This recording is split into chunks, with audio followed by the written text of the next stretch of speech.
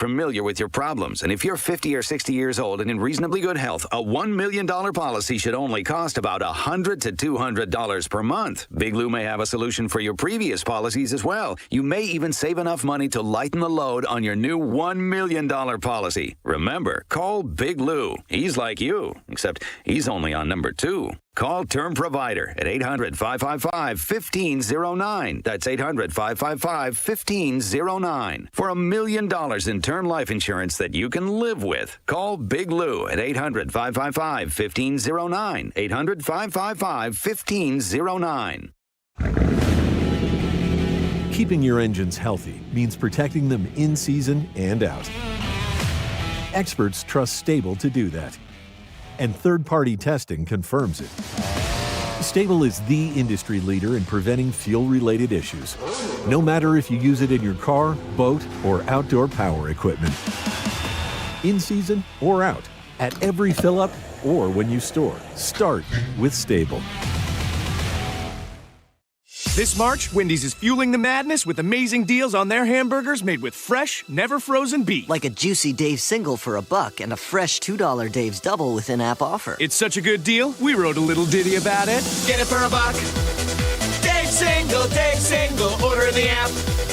Dave's single, get it for $1. Choose wisely, choose Wendy's official hamburger March Madness. Limited time offer. Participating U.S. Wendy's. See offer details and redeem at Wendy's app. Account registration required. Fresh beef available in the contiguous U.S. and Alaska. Seattle Red on 770 KTTH Seattle, 97.3 KIRO FM, HD3 Tacoma Seattle, 94.5 K233 DT Eastway 33 BU Seattle.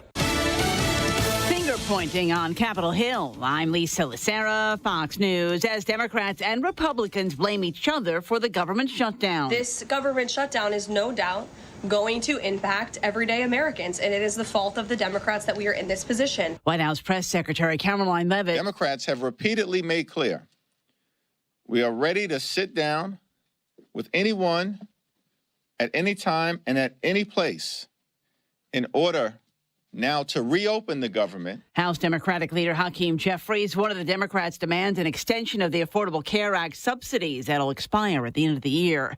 Vice President J.D. Vance warning there could be layoffs if the shutdown drags on. We're going to have to save money in some places so the essential services don't get turned off in other places. Yesterday, President Trump warned of cuts that he said could be irreversible, including programs favored by Democrats. President Trump is waiting for a response to Hamas about a Gaza peace proposal agreed to by Israel. President Trump says he is giving Hamas 3 or 4 days to consider a 20-point plan designed to end the war in Gaza, free all remaining hostages, and begin reconstructing the war-torn territory. I can tell you that there are some very sensitive discussions that are taking place, but I certainly don't want to get ahead of any announcement at this podium. White House Press Secretary Caroline Leavitt says the president's plan has the backing of Israel as well as Arab leaders. This week, President Trump told Israeli Prime Minister Benjamin Netanyahu he would have full U.S. backing to finish the job in Gaza if Hamas refuses the deal. Fox's Jared Halpern at the White House. This is activists on board a flotilla of ships sailing toward Gaza with a symbolic amount of aid, says Israeli ships have intercepted 3 of their boats. Israel says the activists on board, including Greta Thunberg, are safe and are being transferred to Israel. America is listening to Fox News.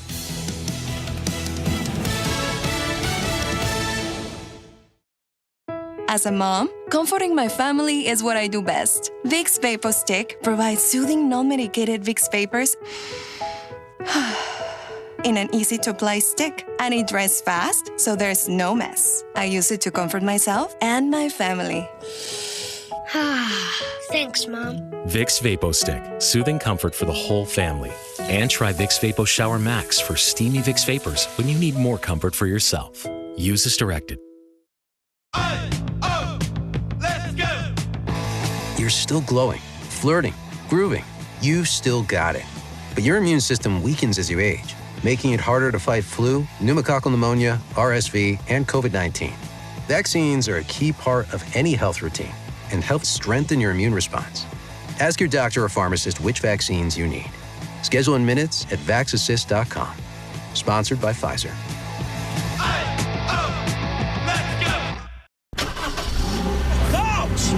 The yellow light! God, I'm walking here! I'm walking! afternoon and welcome to the Jason Rantz Show on Seattle Red 770 AM. We are also streaming on the Seattle Red app and online at seattlered.com.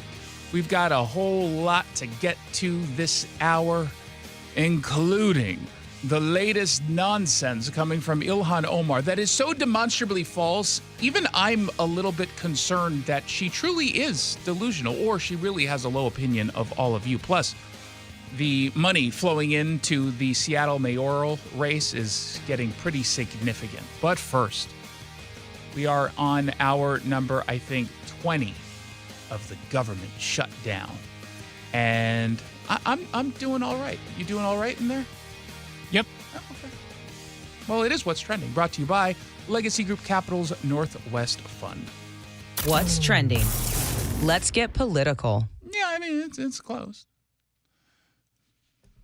Kind of all there is to say about that. What's kind of funny here is that the left-wing media, as I said, went into the shutdown at least being somewhat honest in not blaming Republicans. Now, CNN's got a story up there today, and the New York Times had a story last night framing it as a shutdown as a result of both sides not being able to come to an agreement. And that is technically correct. But Democrats are the ones who are solely responsible for what's going on here. Democrats made the choice not to support a continuation of current spending. They're not adding anything, Republicans. They're using what was agreed to under the previous administration as they were having the larger negotiation over the budget and what it would look like coming up.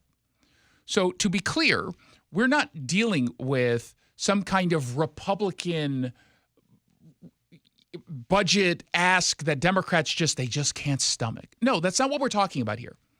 And Democrats know that they can pretend that that's what's going on because most people don't pay close attention to the budget because, my God, it's boring. Who talks about budget stuff? Snooze fest. That sounds awful. But to be clear, Democrats are making this choice, and the best we can get from the media is covering this in a way that at least does not blame Republicans. And so for that, I suppose, it's good news. It's good news. Senator Rand Paul on Fox Business. The irony is this. It's going to be $2 trillion in debt, but it's the same spending levels that we had under Biden. So every Democrat in the Senate voted for this in December of last year. What they're opposing now is what they all have previously voted for. Mm-hmm. And I don't think the full significance of that irony has come forward, that they're voting against something they've all voted for previously. And that's what we would hope left-wing media would at least cover, so some people have a better understanding of what's going on, right? We'll see what happens later tonight during the evening news on all the networks, and we'll see if they're at least a little bit more honest in all of this. But when you talk directly to the Democrats, the ones who aren't sticking to the script and pretending that this is all the Republican shutdown or the Trump shutdown, you get people like Maxine Waters. Are Democrats demanding health care for illegal aliens? Democrats are demanding health care for everybody. And that includes, of course, illegal aliens, and the Democrats were the ones who claimed that that was not what they were asking for. That's demonstrably untrue. Shri Thanader. Returning back to Detroit this morning after the Republicans failed to show up in the U.S. House, we got to make sure Americans have the health care that they need. And if that means we got to shut this government down, so be it. Okay, so they are, in fact, choosing to shut this government down. And they're claiming that this is about health care. It is not about health care. This is not about health care, period. Even if they wanted to make the claim that this was tied to some of the cuts, specifically for illegal immigrants, but wanted to make it about the cuts to fraud and abuse under the Medicaid system, none of that even goes into effect for another year. So they're just flat out lying about all of this. The vice president was on Fox and Friends this morning. It really is astonishing to go back 20 years. I mean, I pretty much the entire time, guys, that I've paid attention to American politics, I have seen Democrats stand before the American people and say, You don't shut down the government because you're not getting what you want. And here they are last night, the far left faction of Senate Democrats, they shut down the government. Why? Because they're not getting what they want. And what makes it extra preposterous, guys, if you actually listen to what they say that they want to ensure this, it's a premium support program under Obamacare that they want to keep going. Well, that premium support program doesn't even expire until next year. So why are you shutting down the government on October the 1st because of a program that doesn't even expire for another few months? Let's talk about it. Let's negotiate. Let's do what you do in Washington, D.C. Don't shut down the government because you don't get what you want. Bingo. So again, this is on them. Part of what it is they're doing here, is turning this into a we're taking on Donald Trump moment, because the base is upset. The base is generally upset that the party has not, quote unquote, taken on Donald Trump, hasn't tried to fight him as aggressively as they would like to see them fight. And so Chuck Schumer, who is under pressure from AOC, Chuck Schumer, who thinks he's going to lose his Senate seat and, of course, the majority leader position to either AOC, or have to fight in a way he wasn't expecting to fight in a primary, the progressive movement, not just in New York, but generally, they're well organized and they show up. And what ends up happening is that he gets pressured into taking the posture that he's taking because he doesn't want to deal with the politics for his own race. And he thinks it's going to earn him some points. It's not. I heard him yesterday on the Senate floor dismissing the New York Times Siena poll that specifically asked whether or not Democrats should close the government, and it was overwhelmingly a no. Overwhelming was the answer was no. They shouldn't shut it down. And this, even amongst Democrats, it was almost 50-50. They didn't even get 50% of support of Democrats. This is just a losing battle. And anyone who pays even just a little attention to this fight understands who's truly responsible. And it just, I get these press releases from Democrats coming into my mailbox every single hour, it seems. Trump's shut down. Let's have a town hall about Trump's shut down. It's not going to work. I legitimately don't think it's going to work because they've tried this game before. They've tried this game many, many, many times before, haven't they? You tell us what it is that is true. You tell us it's false. Portland, there's nothing happening outside the ICE facility. The border wasn't wide open. The pullout out of Afghanistan was the most brilliant pullout ever in the history of the world. Inflation isn't even happening, and if it is, it's transitory anyway. They just flat out lie. And you fooled a lot of people on the, in left-wing media with the lies and from Democrats with the lies for a long time. You fooled a whole lot of people. But then people stopped being fooled. They woke up. And I just sincerely doubt they're going to fall for it this time. Is it possible that maybe? And the sad part about all of this is the people that they're harming are Democrats. I mean, they're harming federal workers. Like, those are overwhelmingly Democrats who they're harming. And, the shutdown's almost certainly not going to come to an end until, at a bare minimum, Friday. You want to know why? It most definitely won't open before then. Why? You know what today is?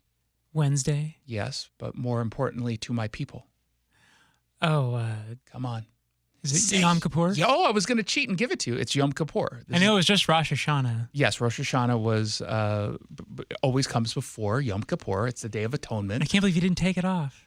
Well, Rosh Hashanah, I don't normally take. I mean, frankly, I don't even take Yom Kippur off. But I will be, fasting starting tonight at sundown. I mean, this is the holiest of holy holidays for Jews, and lots of members of Congress are now back at home for the Jewish holiday. And I sincerely doubt there's going to be any change from Republicans and Democrats. And even Democrats are. The guy we just played from Michigan, Sri Thanader, not a Jew. He's back at home. They're not going to solve this until after the high holy holiday. The earliest that means is going to be Friday. Now, I suspect And let's just do Jason Tells the Future, even though this is more just me being politically astute and a genius. Here's what's going to happen. It's October 1st, 3:13 or 6:13 p.m., depending on when you're listening. The Democrats are going to keep this going until probably the middle of next week. And there's going to be story after story after story about people feeling the pain as a result of the shutdown, getting furloughed, not getting paid, et cetera. They're going to come out and they're going to say, you know what, we tried our best efforts to, in good faith, negotiate with Republicans. They said no. And it was clear that Republicans want people to continue to suffer as a result of this shutdown. And you know what? We are heroically, as Democrats, we're going to step up and we're going to reopen the government. Yes, we're going to do what we can to help the American people that Republicans have turned their backs on. That's how it's going to be framed. They're going to frame themselves as heroes for going back and saying, okay, fine, we'll give in and support this resolution and continue the negotiations. That is what's going to happen. And again, it's going to fail miserably, but they're going to try. They're going to try because they've put themselves in a really difficult position. And Dana Lash on the show last night, if you missed it, it's on podcast. She made this point that they set themselves up for a trap. They trapped themselves. And there's no way I can see that they get out of it unless Republicans do something to make it easier for Democrats to reset this entire narrative. Republicans right now, all they have to do is say, yeah, we're here to reopen the government and continue our negotiations on the larger budget that would go into effect next year. You have to reopen the government first, though. Like, if they stick to that, and right now, they've been sticking to it really well. Right this moment, I mean, even Rand Paul, who's probably one of the few Republicans who's all like, yeah, shut it down. Don't tempt me with a party. Let's do it. I mean, even he is out there sticking to the reality that Democrats did this. If everyone stays on that same page, Republicans are looking really, really good right now. They're looking really, really good. And the reality is, this coming off of some really good news yesterday with the Pfizer deal for lowering prescription drug prices on Medicaid. Like, Trump continues to having a really good few weeks here, and it's just going to continue. Let's find out what else is trending. What's trending in Seattle? So money is flowing into the mayor's race. Good for Bruce Harrell, bad for Katie Wilson, if you believe you can effectively buy an election. And what do we know about elections? Can they be bought? Yeah, they can. I mean, we can just be honest about that.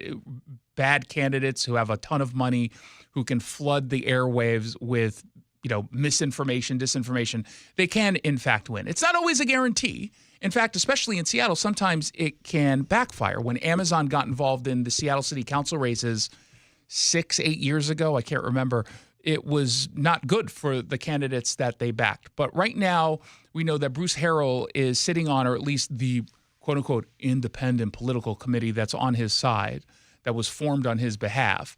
It has right now about $1 million in the bank. I think they only spent maybe $100,000 or so. So they basically, it says they have about $100,000 is what they spent so far. So they've got about $1 million that's raised. It comes from a bunch of big moneyed donors. These are folks in the business community, including a guy by the name of John Stanton. Who's that? Why do I know that name? Owner of the Mariners. Exactly. So he's putting money into this. They're basically waiting for the ballots to come out. I think it's October 15th is when they're mailed out. So about 15 days from now, 2 weeks. That's when you're going to start getting inundated with ads coming from Bruce Harrell's camp, this independent committee. And I mean inundated. Because right now, that's all he really has on his side. He can't point to his record because it's not particularly good. I understand why the business community is backing Bruce Harrell over Katie Wilson, right? I totally get that. Katie Wilson would not be friendly, I don't think, to businesses. And Bruce Harrell, to be fair, would be friendlier, at least, to businesses until you realize that when you don't address crime and homelessness and drug use, that actually harms business. But they know that he would be in a better position to help out business than Katie Wilson would be. So they're going to back him big time. But he's in trouble. Katie Wilson, though, the problem for her is that she doesn't have that much in her independent political committee. They've got a reported $86,000. Now, we're expecting some union dollars to flow into her account within the next week or so. So it's not going to stay at 86. My guess is that probably doubles at least. But that's still not going to be very good compared to the $1 million. To run these kinds of ads in this market, very, very expensive. It's an expensive market. Now, you get certain deals because it's a political campaign, if it was the campaign spending the money, but this is not. This is a PAC basically spending the money. So they don't get special rates on ads, and it's expensive to run TV ads, radio ads, do digital ads to the extent that you're even allowed legally to do it in Washington state. So she's going to really need to pound the pavement, knock on doors, and really go old school to win this thing. She's going to get the support of her Mamdani supporting base. But that still has a limit. There's a ceiling for that kind of support. So she's got to bring more people in. And I don't know if she's going to be able to do that. Now, she's going to be on the show tomorrow doing something that Bruce Harrell refuses to do, which is actually talk to someone whom is critical and disagrees with her on almost everything. And, you know, I don't plan to yell at her or anything. We'll have a spirited debate, I'm sure. You guys listen when we have progressives on. I want to hear what they say. I want to ask them honest questions that, you know, generally don't get asked by left-wing media outlets that are just there to get a quick soundbite. So I think it'll go well. He's usually you get all your yelling out throughout the day at me. Yeah, so 100%. By the time the show throw starts. things. Yeah, I mean, that's the way sometimes I yell at Duncan, our 11-year-old intern. He complained to our HR director for the first time the other day. Who taught him that? Was it you? No. It wasn't you? No. Why do you have that look on your face? What look? That dopey look with the grin. That's how I always look. Okay, that's fair. You do always have that dopey grin on your face. Was it one of our liberal colleagues? Is like, you can't allow him to treat you like that. It's abusive. Mm-hmm. I hate those people. Why don't you mind your own business? And by the way, why won't you report me to HR for having an 11-year-old intern? That seems to be illegal. That's where they draw the line. I guess they're not going to report me for that. So the thing about Katie Wilson, and I think I've said this on the show before, I'm not going to vote for her. There's zero chance of me voting for her. I'm in the position where I don't know if I'm going to vote for the mayor's position. I might just do a write-in.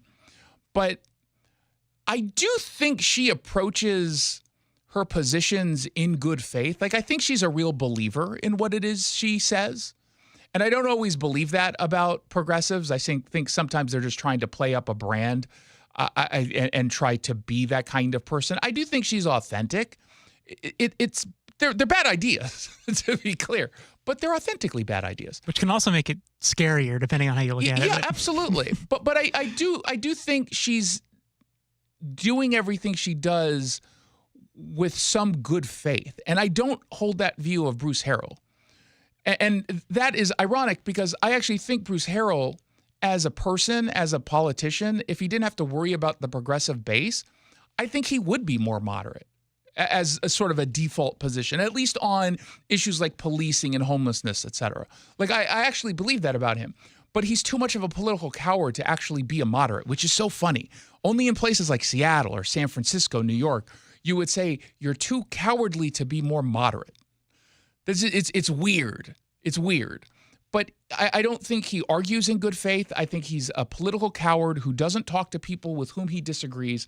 And so Katie Wilson gets some extra points in that regard. And I look forward, like I said, I look forward to having that conversation. It'll be tomorrow at 5:30. I don't know how she is going to overcome the onslaught of funding, though. And unless we get really surprised and see union dollars really flow.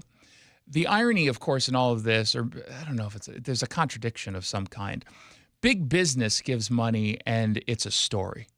It's like, oh, did you see how much big business is giving this candidate? That's outrageous. They're trying to buy the election.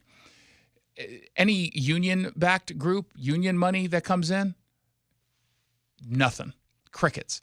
There's no story that's critical of union dollars flowing into a campaign, or to the extent that they cover it, it's not treated as if it's a bad thing. It's treated as, oh, look at that. Look at her. She got some big union dough coming in, and then they they celebrate it. Isn't that interesting how it works? Is money in politics good or bad? The left often will tell us that it's bad, except, of course, when they get it. And that includes when big business money or small business interests get involved and start supporting. Then all of a sudden, that kind of money is good. Pramila Jayapal, the Seattle congresswoman, hates money coming in until she gets it. Until she gets it, then she loves it, or she won't talk about it. Dark money interest, we hate it, unless it's coming from George Soros. Then we love it. Then it's the best thing in the history of the world. It's so funny. There's just no consistency, including from left-wing media. If you're going to hold a position that says we don't want big money, quote-unquote big money in elections, okay, I think that's fair. I get it. I disagree with that point, but I get it. Then that has to be your default position, no matter who benefits from the money. Especially when it comes from like public sector unions, which seems even more corrupt. Oh my God, they're the worst. They're the worst. The only time it's framed negatively when union money comes in is if it's coming from a police union or some sort of law enforcement union. Then all of a sudden they don't love the unions the way they used to. Now again, they're awfully critical. It's ridiculous. 1-800-465-8770 if you want to send me a text. Don't forget to head on over to seattlered.com. We've got news, information, exclusive stories, opinion, analysis, everything. Video, audio. We run the gamut of content. seattlered.com. Thank you for giving us a month-over-month increase. Usually after you announce a new brand and a new media venture, you understand the first month there's a whole bunch of interest because they're just curious what it is. And then the second month it just implodes and it bombs, and then you got to really rebuild and it really starts there. We actually grew month over month. So thank you for that. Although I want to grow even faster. So, head on over to seattlered.com. Remember in 2020 when everything was locked down and then finally it all reopened, you jump back into your cars, but many of you missed regular maintenance, and skipping those services on your car or truck might have wrecked your vehicle's warranty. The Sunset Auto family is offering warranty health checks absolutely free. Just bring your vehicle down there. They'll check your coverage. And if it's shaky, they're going to get you out of that car or truck and into something better. And it's going to come with warranty protection for life. SunsetAutoFamily.com. When we come back, for some reason, the Tacoma News Tribune talked with a Nazi Germany expert to assess whether or not Donald Trump is a fascist. Oh, my God. I can't imagine why the Tacoma News Tribune is struggling so much as a media organization. I really can't. We'll get into that and so much more when we return on The Jason Rantz Show. I'm still going for it, even with higher stroke risk from atrial fibrillation and a regular heartbeat not caused by a heart valve problem. Over a 3-year study, Eliquis apixaban tablets reduced stroke risk better than warfarin, and over 97% of Eliquis patients did not experience a stroke. A first stroke occurred in 2.9% of warfarin patients versus 2.3% of Eliquis patients. Don't stop prescription Eliquis without asking your doctor. Stroke risk may increase. Eliquis can cause serious and potentially fatal bleeding. Don't take if you have an artificial heart valve, abnormal bleeding, or antiphospholipid syndrome. While taking, you may bruise more easily or bleed longer. A spinal injection increases blood clot risk, which may cause paralysis. Get medical help right away for unexpected bleeding or bruising, or back pain, tingling, numbness, muscle weakness, or incontinence. Aspirin products, NSAIDs, SSRIs, SNRIs, and blood thinners increase bleeding risk. Tell your doctor about planned medical or dental procedures. Learn more at Eliquis.com or call 1-855-ELIQUIS. You still got it, but your immune system weakens as you age, making it harder to fight flu, pneumococcal pneumonia, RSV, and COVID-19. Ask your doctor or pharmacist which vaccines you need. Sponsored by Pfizer. This message comes from Viking, committed to exploring the world in comfort. Journey through the heart of Europe on an elegant Viking longship with thoughtful service, destination-focused dining, and cultural enrichment on board and on shore. With small ships that bring travelers closer to the destination, there's more time to explore. And every Viking voyage is all-inclusive, with no children and no casinos. Discover more at Viking.com. Go from daydreamer to industry leader with Amazon Business. From office supplies to IT essentials, Amazon Business provides tools that help you save costs and make insight-based decisions. Learn how to bring your visions to life at AmazonBusiness.com. Too many breakup songs getting you down? Put a little bossa nova in the playlist. Sometimes a different way is the better way. Like the SR 509 Expressway near SeaTac. Get a good-to-go pass to save $2 every time you use it, and on other toll roads in Washington. Have you stopped to think about how you feel today compared to, say, 10 years ago? Are you noticing changes? Less energy, slow recovery, trouble focusing, maybe even weight gain? What if you could turn back the clock and feel stronger, sharper, and more alive? At Longevity Medical Clinic, we help people do exactly that. For over 3 decades, we've been helping thousands of men and women find out what's really going on inside their bodies and take action to feel better and live longer. With advanced diagnostics and personalized hormone and supplement plans, we uncover what's been holding you back and show you how to optimize your health. Our patients often say, "Now I finally understand what's happening and what to do about it." Take the first step today. Call 866-86-YOUNG or visit lmclinic.com to schedule your free consultation. Longevity Medical Clinic. Feel better. Live longer. Let's do it together. Hey, this is Pete from Home Matters. Tune in this weekend when we'll talk with local business owners about everything in and around your home. Join us on Saturdays from 2 to 3 right here on Seattle Red, or listen to the podcast on mynorthwest.com. Temperatures are dropping, but you don't have to settle for a chilly home this winter. Keep cozy and safe with energy-saving products during Washington Energy's home heating sale on now. Upgrading your home is as easy as $1,000, $2,000, $3,000 off. Take $1,000 off furnaces, fireplaces, and water heaters, $2,000 off high-efficiency heat pump systems, and $3,000 off whole home generators and ductless mini splits, plus free financing. Washington Energy Services, your expert resource for affordable home comfort. Call for a free estimate. This hour of the Jason Rantz Show is brought to you by General Transmission Repair. Welcome back to the Jason Rantz Show. Thank you so much for tuning in on this Wednesday afternoon. The shutdown might be happening in D.C., but not here in this Seattle studio. I did more work today than normal. This whole week has been nonstop. Radio, TV, and writing. And ironically, you would think that the reason why I'm on TV the most would be what's happening in Portland, and yet I find myself only doing 2 segments on Portland. Everything else I'm talking about, shut down, Jimmy Kimmel, all these other things. Not that I'm complaining. I'm just saying.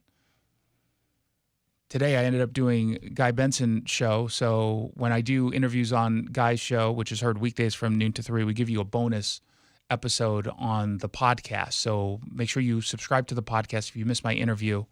Shame on you. You should be listening to Seattle Red 24/7. What's going on, man?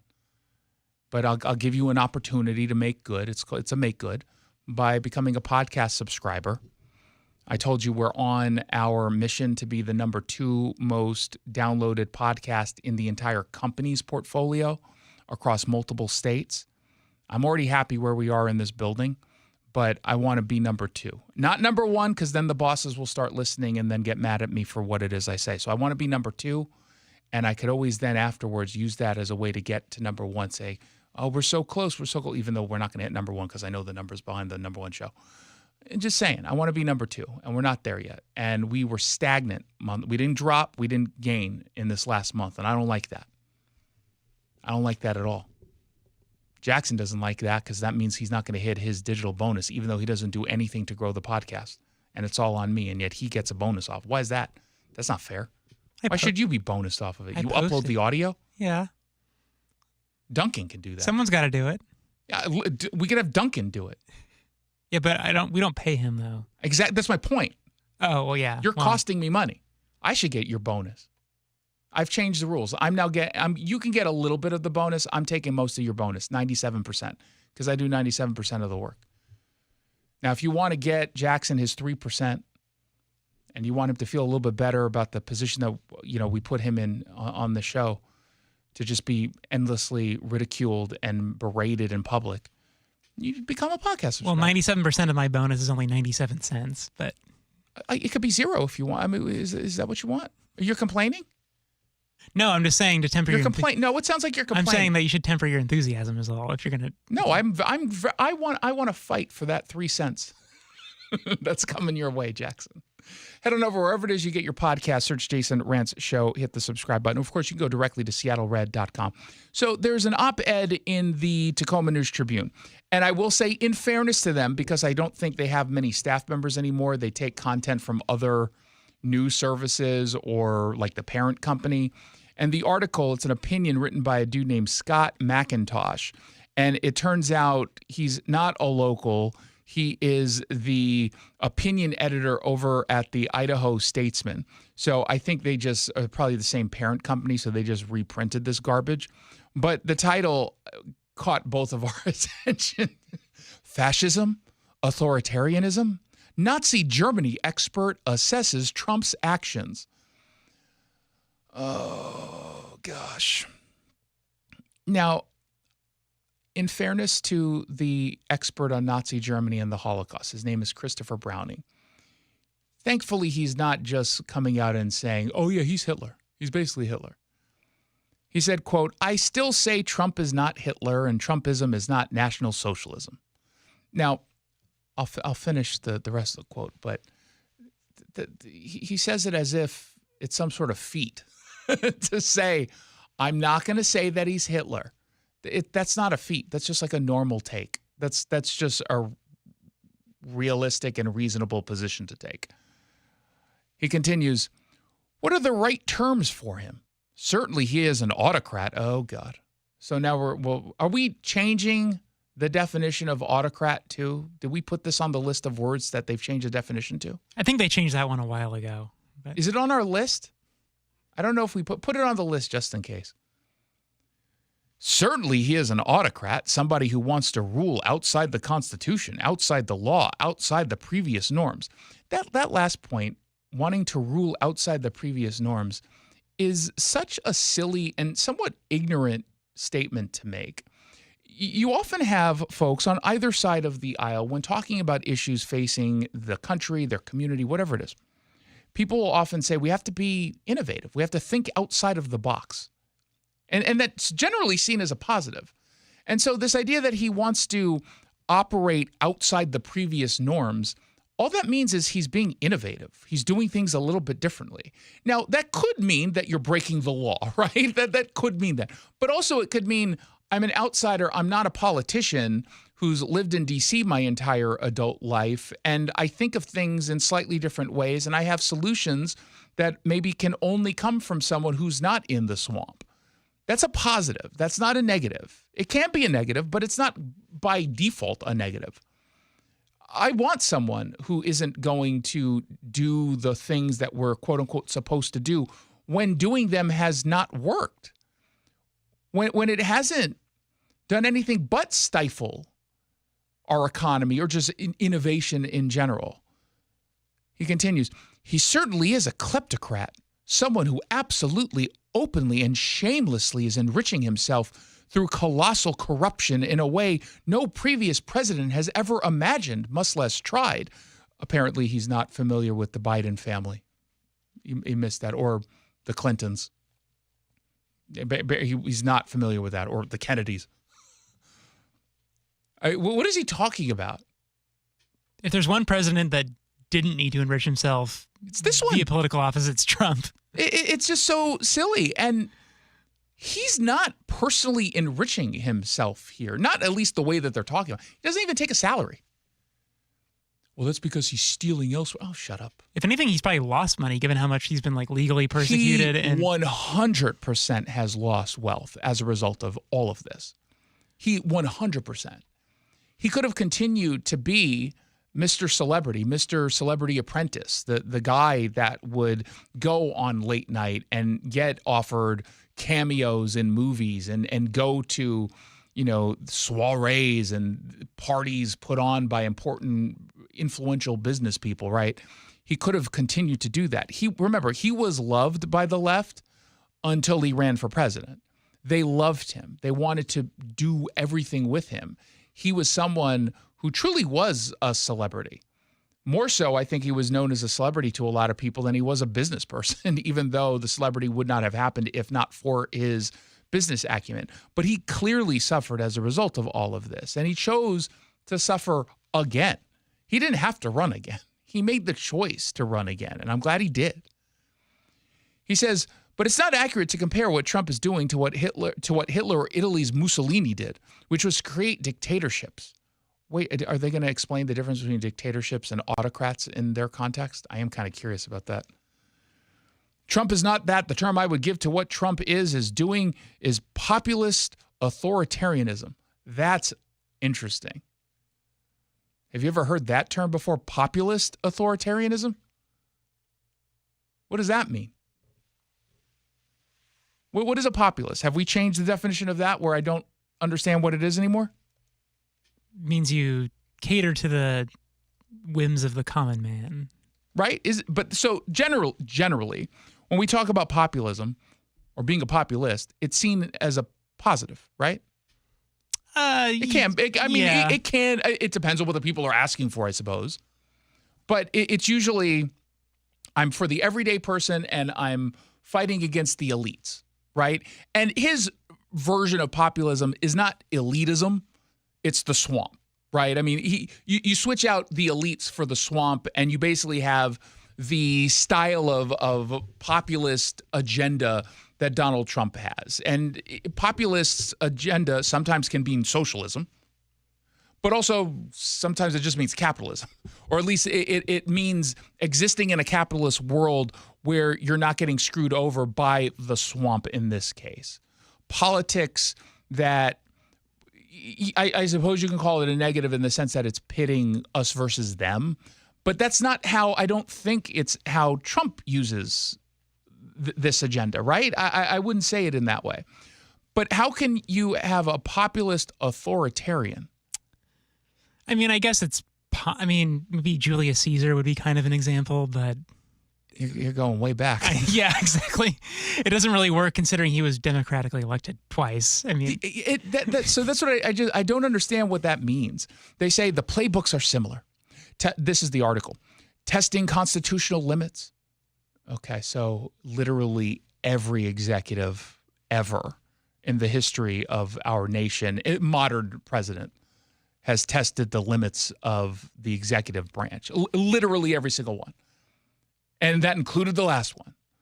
It says, using emergency powers expansively, which kind of started, you say Obama? I can't remember to the extent Bush was doing it. Maybe with 9/11, after 9/11.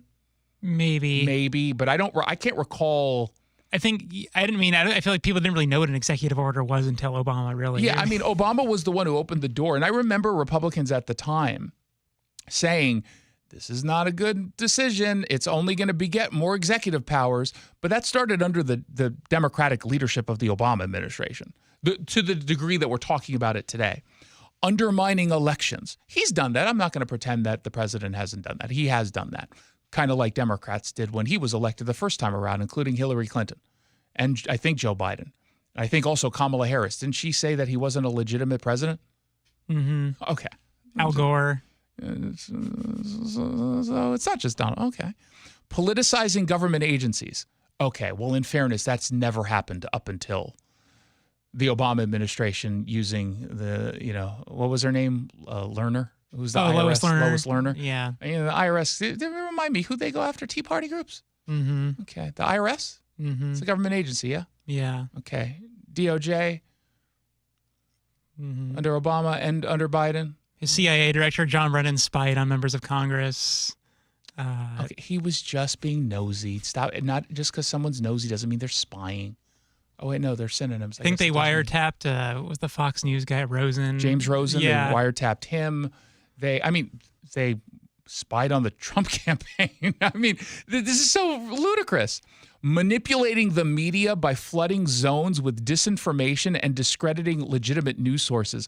Are they talking about how they treated anyone who said something counter to what Anthony Fauci said during COVID? Are they talking about the New York Post article on Hunter Biden's laptop? That seems kind of, okay. Are they talking about when the White House would constantly go out there and say there was no issue at the border? Borders weren't open? It continues, targeting political enemies. Dude, y'all tried to throw Trump in jail. You threw members of his team in jail. You prosecuted them. Just saying. coercing and threatening businesses, universities, and the media.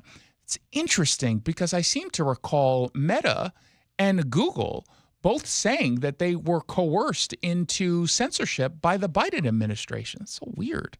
I seem to remember universities being told that they would lose federal subsidies if they didn't adopt the new Title IX policies of the Biden administration that pretended that there were multiple genders. And the unconstitutional use of law enforcement and the military. What's been done that's unconstitutional from this president as it relates to the use of law enforcement and the military? I do seem to remember a bunch of Democrats throwing people in jail for going to the beach during COVID. That might raise some constitutional questions. Didn't Obama drone an American citizen? Enough with your small details. He was overseas. Wasn't it in Yemen? I can't remember where it was. It was something like that, yeah. Right? He wasn't even in this country, man.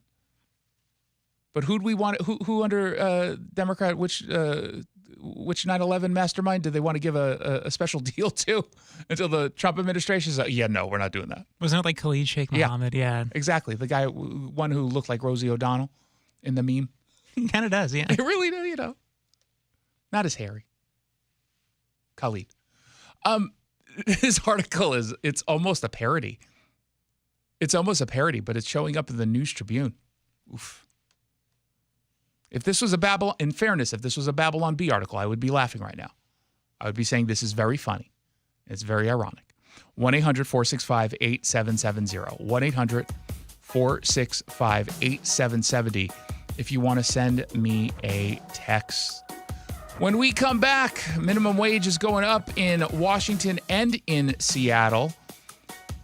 And a whole bunch of people are still refusing to go into the office. That upsets me. Plus, finally, I teased this earlier. Is Dolly Parton okay? I'm really concerned about her. I'm going to get into it and so much more when we come back on Seattle Red 770 AM. Cold is sneaking in, rats are moving in, mold is creeping in, water seeping in. It's hard to be a homeowner, we know. Without American Crawl Space and Pest Services, it is hard to be a homeowner. Dave Ross here. American Crawl are the heroes to call for insulation and pest issues because in addition to their great reviews and decades of experience, they also give out the most PSE insulation rebates of any insulation company in the state. American Crawl, the heroes you call. Get your free inspection at AmericanCrawl.com. Is it time to get your home sold? Nick Southard with Upgrade Realty here. Selling hundreds of homes around the Sound for over 25 years has taught me presentation is everything. And with my luxurious marketing, you'll attract tons of buyers, sell fast at top dollar, and net more money. Because Upgrade Realty will save you thousands in fees for only 1% listing commission. To learn more, visit upgraderealty.com. Upgrade your listing for 1%. Upgraderealty.com. If you've been considering surgery or even joint replacement, let me suggest something. Hi, it's Dave Ross. I've now talked to over 200 patients of Dr. Mark Wagner, MD, so many of whom have told me about the life-changing results, and those are their words, after treatment at Seattle Sports and Regenerative Medicine. These are people with severe osteoarthritis, even bone-on-bone, and they tell me that they're back hiking, jogging, playing tennis, skiing, golfing, walking up and down stairs, playing with the kids, the grandkids, and doing it without pain and without surgery. Dr. Mark Wagner's 60-minute outpatient procedure uses your own stem cells, and because they're your own stem cells, they can help regenerate your own cartilage in your own joints. Dr. Mark Wagner, MD, is a board-certified Seattle physician with over 30 years of experience, and he's performed over 20,000 stem cell procedures. Also, he's one of the few doing it the right way. So listen to his patients, and remember, whether it's a shoulder, hip, elbow, ankle, wrist, or knee, before you choose surgery, first see Dr. Mark Wagner, MD. Get the facts, then get back in the game at drmarkwagnermd.com. Storm season is approaching. Are you ready for the next power outage? Jason Rantz here. Beginning this summer, I've gotten to know Tyson and Chantel, owners of Generator Supercenter of Puget Sound. These are local business leaders. They are listeners to Seattle Red, and they brought the #1 selling generator in the country to Western Washington. Why should you invest in a generator this fall? Here are 3 reasons. Knowing your home and your family is secure. The power is going to stay on no matter what. Peace of mind for elder parents, especially when necessary medical equipment needs continuous power. And remote monitoring, which is truly a game changer, especially for second homes and rental properties. Knowing your guests will never be left without power brings true peace of mind. Reach out to the Generator Supercenter of Puget Sound. They've got a wonderful professional team. The entire process is smooth and stress-free. You and your home will be in a much better, safer position. Visit Generator Supercenter of PugetSound.com or call 360-850-0000. The team that gave me back my full head of hair, Advanced Hair, is once again the winner of the 425 Business of the Year. Dr. Perungo and his world-class team begin regrowing your own natural hair the very next day. And Advanced Hair guarantees your new hair will grow, just like they did for me. Find out why Advanced Hair is the best of the best. With your free consultation, you'll receive $250 off and 250 free hair grafts. 425-449-8185 or advancedhair.com. Welcome back to the Jason Rantz Show. Thank you so much for tuning in on this government shutdown Wednesday. Things are still fully operational here. Just saying. Is Dolly Parton okay? This world, this country, I don't think can handle bad Dolly Parton news right now. She's just so likable. I'm pretty sure she's even liberal, and I still find myself enjoying Dolly Parton. She still even knows how to perform at that age. She still has a voice, unlike Willie Nelson, who struggles to get through a set. Dolly knows how to party. And we just found out this week that she's postponing her upcoming Las Vegas tour or concert there over what she called simply health challenges. And that her doctor told her she has to have, quote, a few procedures, end quote, but didn't go into details. Now, in March, she lost her husband of over 60 years. And otherwise, since then, she's appeared in relatively good spirits. She jokingly said on Instagram, quote, "It must be time for my 100,000-mile checkup, although it's not the usual trip to go see my plastic surgeon." See, she's so likable. What'd she have done? I wonder. Well, she says, you pay good money to pay me. You pay good money to pay me perform. She's missing a word. And I want to be at my best for you. So I hope she's okay. She's not going to be able to rehearse for her Vegas show, which was scheduled to start December 4th through the 13th. So it's not like she was doing a bunch of, concerts there. She wasn't taking on, months upon end. But this is bad news. I did learn that her Broadway show is not going to be impacted, called Hello, I'm Dolly.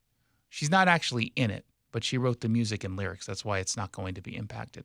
I don't want to lose her. It's too soon. It's too soon. How old is she? 79. And by the way, for 79, I don't think she looks or sounds 79. Or she doesn't act 70, right? She's. I thought she was older. Strong. Not because she looks older, just seems like she's been around for so long. She has always been in her 40s. Yeah, right. There was the first time anyone even knew who she was 40. And she stayed 40. Like, I've been 29 for a long time. She stayed 40 for a while. That's how I feel about Larry David. He's always been 70. Larry David, I've seen photos of him when he was younger. Yeah, same. No, he just got a look. He's old. He just has an old person look. But I don't think she comes off as a 79-year-old or even really probably a senior. But she is spry. She jumps around a lot. And she has had work done, so that probably makes it a little bit easier. But that's not going to change your energy level and your ability to walk. And, well, maybe stem cells. I don't know. I wish her the absolute best. I think this is so funny. So we learned today, first of all, did you know that Corey Lewandowski has been working for the White House as a special, I think it's a special advisor or just an advisor to the Department of Homeland Security? No. Wasn't there a rumor of him and Kristi Noem? Was there? Look that up. There was a rumor that he had an affair with someone. I can't remember who. I kind of like Corey Lewandowski. I don't know if I necessarily trust him to run a campaign, but I liked Corey during the first administration, and he's obviously back. He was on the Benny Show from Turning Point USA, Benny Johnson, and he made an interesting announcement today. You know how we told you that Bad Bunny was going to perform the Super Bowl show, and I didn't quite understand why they chose Bad Bunny, because he doesn't even perform in English. Of all the stages, this one doesn't make sense at all. And of course, we then learned he previously had said, I'm canceling all my shows in America because of ICE. I can't do it. I'm not going to risk my fans to get arrested, because apparently he's got a lot of fans who are in this country illegally, or at least he thinks that. So Corey Lewandowski said he's sending ICE agents to the Super Bowl. That's funny. That's funny. He said, there's nowhere that you can provide safe haven to people in this country illegally. Not the Super Bowl and nowhere else. We will find you. We will apprehend you. We will put you in a detention facility and we will deport you. So know that that is a very real situation under this administration, which is completely contrary to what and how it used to be. Come on, that's good trolling. That's really good trolling. I don't know. I think I said this when we announced Bad Bunny. I don't know how many illegal immigrants are going to the Super Bowl who can afford to go to the Super Bowl unless they're workers. And I can't imagine they're going to allow for that to happen. Where's the Super Bowl this year? Santa Clara, right? Yeah. Why Santa Clara? I don't like that. Yeah, and I don't know. Isn't that a weird one? I think just to try and mix it up. Sounds like Santa a pain. Clara. Sounds like a pain to get to. It is, because you'd have to stay in either Oakland, San Jose, or San Francisco, and that's a little bit of a drive, isn't it? Yeah, I've heard for 49er games, it just sucks if you're from San Francisco. Yeah, it's awful. Now imagine for the Super Bowl, which is even bigger. Huh. Okay. I don't know. I don't think there's that many hotel rooms. So what happened with Corey Lewandowski? Did I make that up? I saw one article that said there was some rumor about it. Right? There was a rumor about it. Yeah. Why is it getting scrubbed from the internet? Was it with Christie? Yeah. Okay, so I didn't make it up. I don't know if it's true. Again, I don't mean to dismiss Corey Lewandowski. Christy Nome can do better than that, right? I think so. Right? There's in the White House. There's better choices for her. So I don't buy that rumor. I think they did that to dismiss both of them, or maybe he tried and she was all like, nah, I'm deporting this right here and now. You think this will stop Bad Bunny from performing? No. Why? Unfortunately. I wish it would, but... Has anyone been able to explain, other than maybe making a political point, and the NFL should have learned not to do that, why Bad Bunny? I don't know. Maybe they feel like they're mixing it up. It's something different. I don't know. But it's not in English. I know. Yeah. Aren't you cutting out the largest number of viewers from enjoying the performance? And as I said the other day, I listened to some clips. They sound fine. I don't know what he's saying, but the music, it's the literal music is fine. It's catchy, I guess. But why not? I maintain have a bunch of somewhat bigger artists all perform at once. They did this with Babyface and all the others that I couldn't even recognize. And then, was it the year before they did old school rap artists? It was Eminem. It was Dr. Dre. Dr. Dre, Ice. I don't know if I don't think Eminem was there, but it was Dr. Dre. Eminem was there. Was he? I'm pretty sure he was. I don't know. Did I make that up too? I usually don't even really watch the halftime show. I usually just have dinner and. Yeah, I don't particularly care about. Every year during the Super Bowl, I say, God, this is more than 15 minutes. Even if it's someone I kind of like, it just never turns out well. Like I said, I like Babyface. And everyone, I talked to Guy Benson about this the other day, everyone our age, 29, we said to ourselves, man, this feels like we're in high school all over again. It was awesome. It's the Jason Rantz Show. Also awesome. You're listening to Leaf Filter Radio, and the guru of gutter protection himself, Chris Coonahan, is here to take your most pressing leaf-related questions. Hey, everybody, Chris here. I understand we have Ron on the line. Ron, where are you calling from? Uh-oh. Ron, are you calling from a ladder? Well, I was. I wanted to ask Chris what I need to do to get my gutters ready to have Leaf Filter installed. Oh, Ron, you don't have to do anything. A Leaf Filter Trusted Pro will come out and clean out your gutters, realign and seal your gutters, and install Leaf Filter, America's #1 gutter protection system. So I didn't need to get on this ladder? Ron, Leaf Filter Trusted Pros are in your neighborhood and ready to help. Just visit leaffilter.com/deal to schedule your free gutter inspection and get up to 30% off. Thank goodness. What was that site? To get this special radio offer, go to leaffilter.com/deal for your free gutter inspection today and get up to 30% off. That's leaffilter.com/deal for up to 30% off. leaffilter.com/deal. See representative for warranty details. So my mother is thinking of switching from Verizon to Pure Talk, but she's worried the deal sounds too good to be true. Michael, she said, how can those Pure Talk people offer me the same basic service as Verizon for so much less money? I said, Ma, go ask Google how much Verizon spends on advertising and promotions. A few seconds later, my mother said, oh my goodness, $12 billion a year? That must be a typo. I'll tell you what I told my mom. It's not a typo. Verizon spends $12 billion a year on advertising and promotions, and their customers are paying for it. Well, Pure Talk doesn't spend that kind of money on commercials. Trust me, I would know. That's why they can offer you and my mother unlimited talk, text, and plenty of data on a crazy fast 5G network for just $25 a month. And if you're a business owner, you could really save a fortune. Dial pound 250, say the words Mike Rowe, and you'll get an additional 50% off your first month. That's pound 250 Mike Rowe. Pure Talk. Everything you need and nothing you don't. Are your investment dollars working as hard as they should be? You've spent years building your future. Don't let outdated advice put it at risk. Hi, I'm Jeff Jr., founder of Trajan Wealth. We're a veteran-owned firm proud to bring a new standard of financial care to the Seattle area. Our nationally recognized advisors are fiduciaries, ethically bound to put your interests first. That's the highest standard of care in the industry. As a privately held company, we answer to you, our valued clients, not shareholders. For households with $500,000 or more, let us build you a customized plan. From Bellevue to Tacoma, get advice you can count on. It's time to take a fresh look at your financial plan.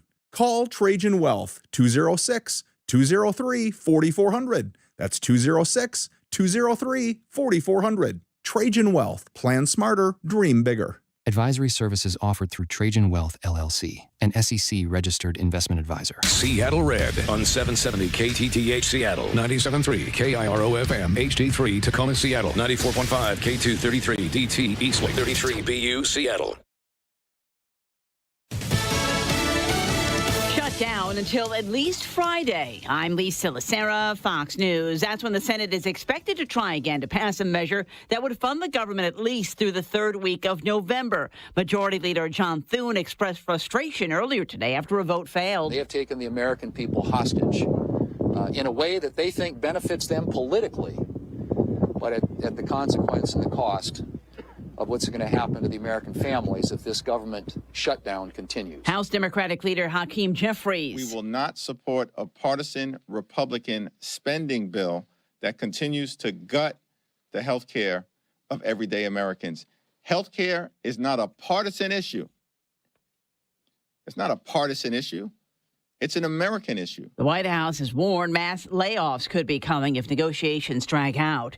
The Supreme Court will allow Lisa Cook to remain a Federal Reserve governor for now, denying an appeal by the Trump administration for her immediate removal. But the Supreme Court will consider the case early next year, setting oral arguments for January. President Trump attempted to remove Cook for cause following allegations of mortgage fraud from a housing regulator. Attorneys for Cook argue she has not been able to respond to those charges and say the president is eviscerating the Fed's independence because of disagreements over policy. Lower courts have so far sided with Cook. Fox's Sharon Halpern at the White House. Attorney General Pam Bondi and Secretary of War Pete Hegseth traveled to Memphis today, where they met with Governor Bill Lee as a task force of federal law enforcement has begun operating in the city. Bondi saying in a social media post, the Memphis Safe Task Force has made more than 50 arrests over a 2-day period. ICE agents have been serving arrest warrants while teaming up with state agencies to make traffic stops. America is listening to Fox News.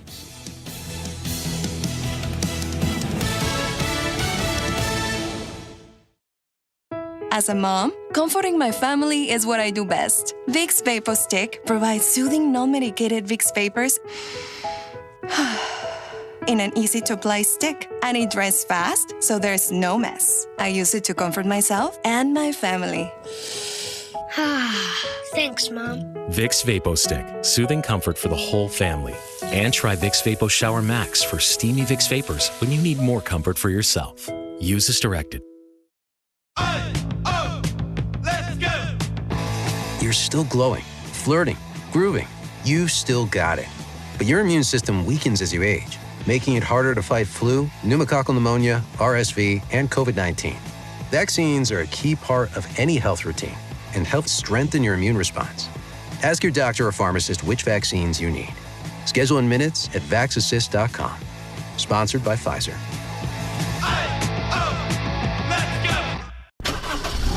Coach! The yellow light! I'm walking here! I'm walking!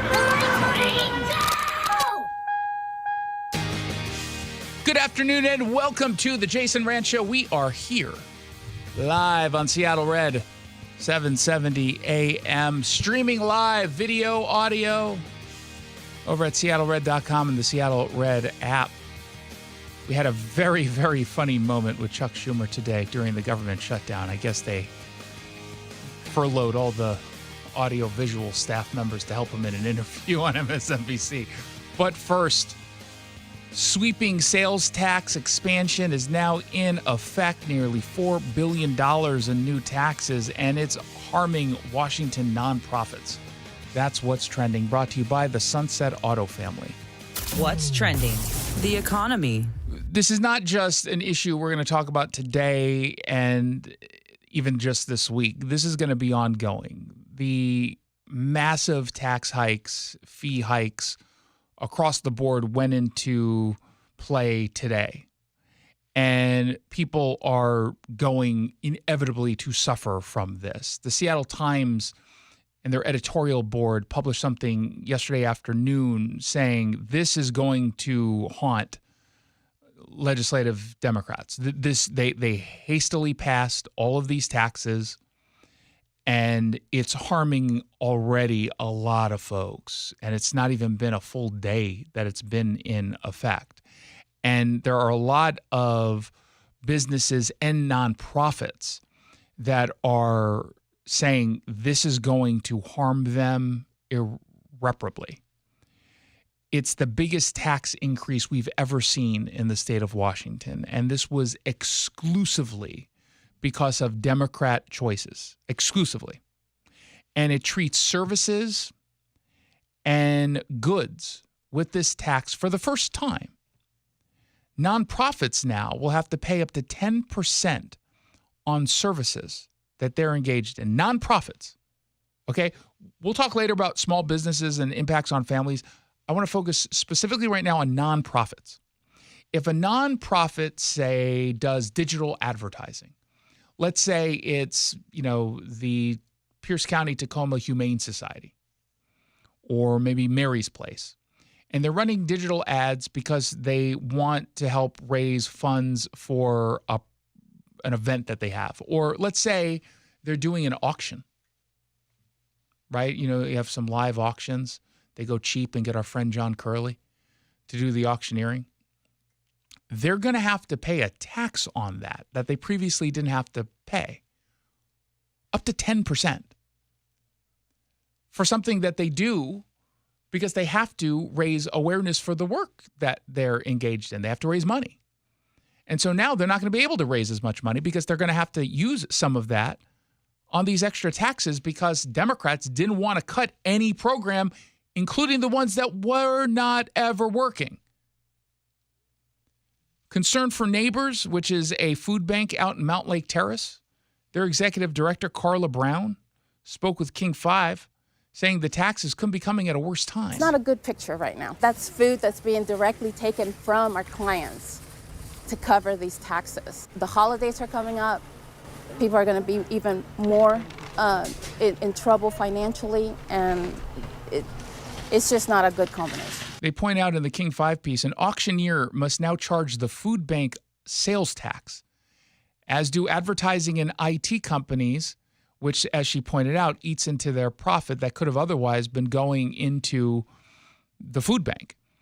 Wendy Poischbeg, the CEO of the Everett Chamber of Commerce, said the costs add up for nonprofits that good luck finding nonprofits out there that aren't already strained. They're your safety net of your community. If you think about an organization that's fundraising, that uses live presentations, they use IT services, they're out marketing in order to execute on their social impact, and then that just means less dollars are going towards their mission.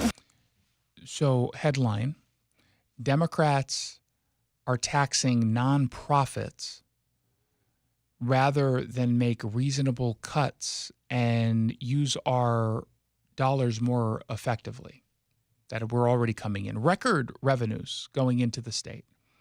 And despite being told by Bob Ferguson that he wasn't going to accept new taxes, he went ahead and didn't just accept new taxes, but levied the single largest tax increase in Washington state history. That's the headline here.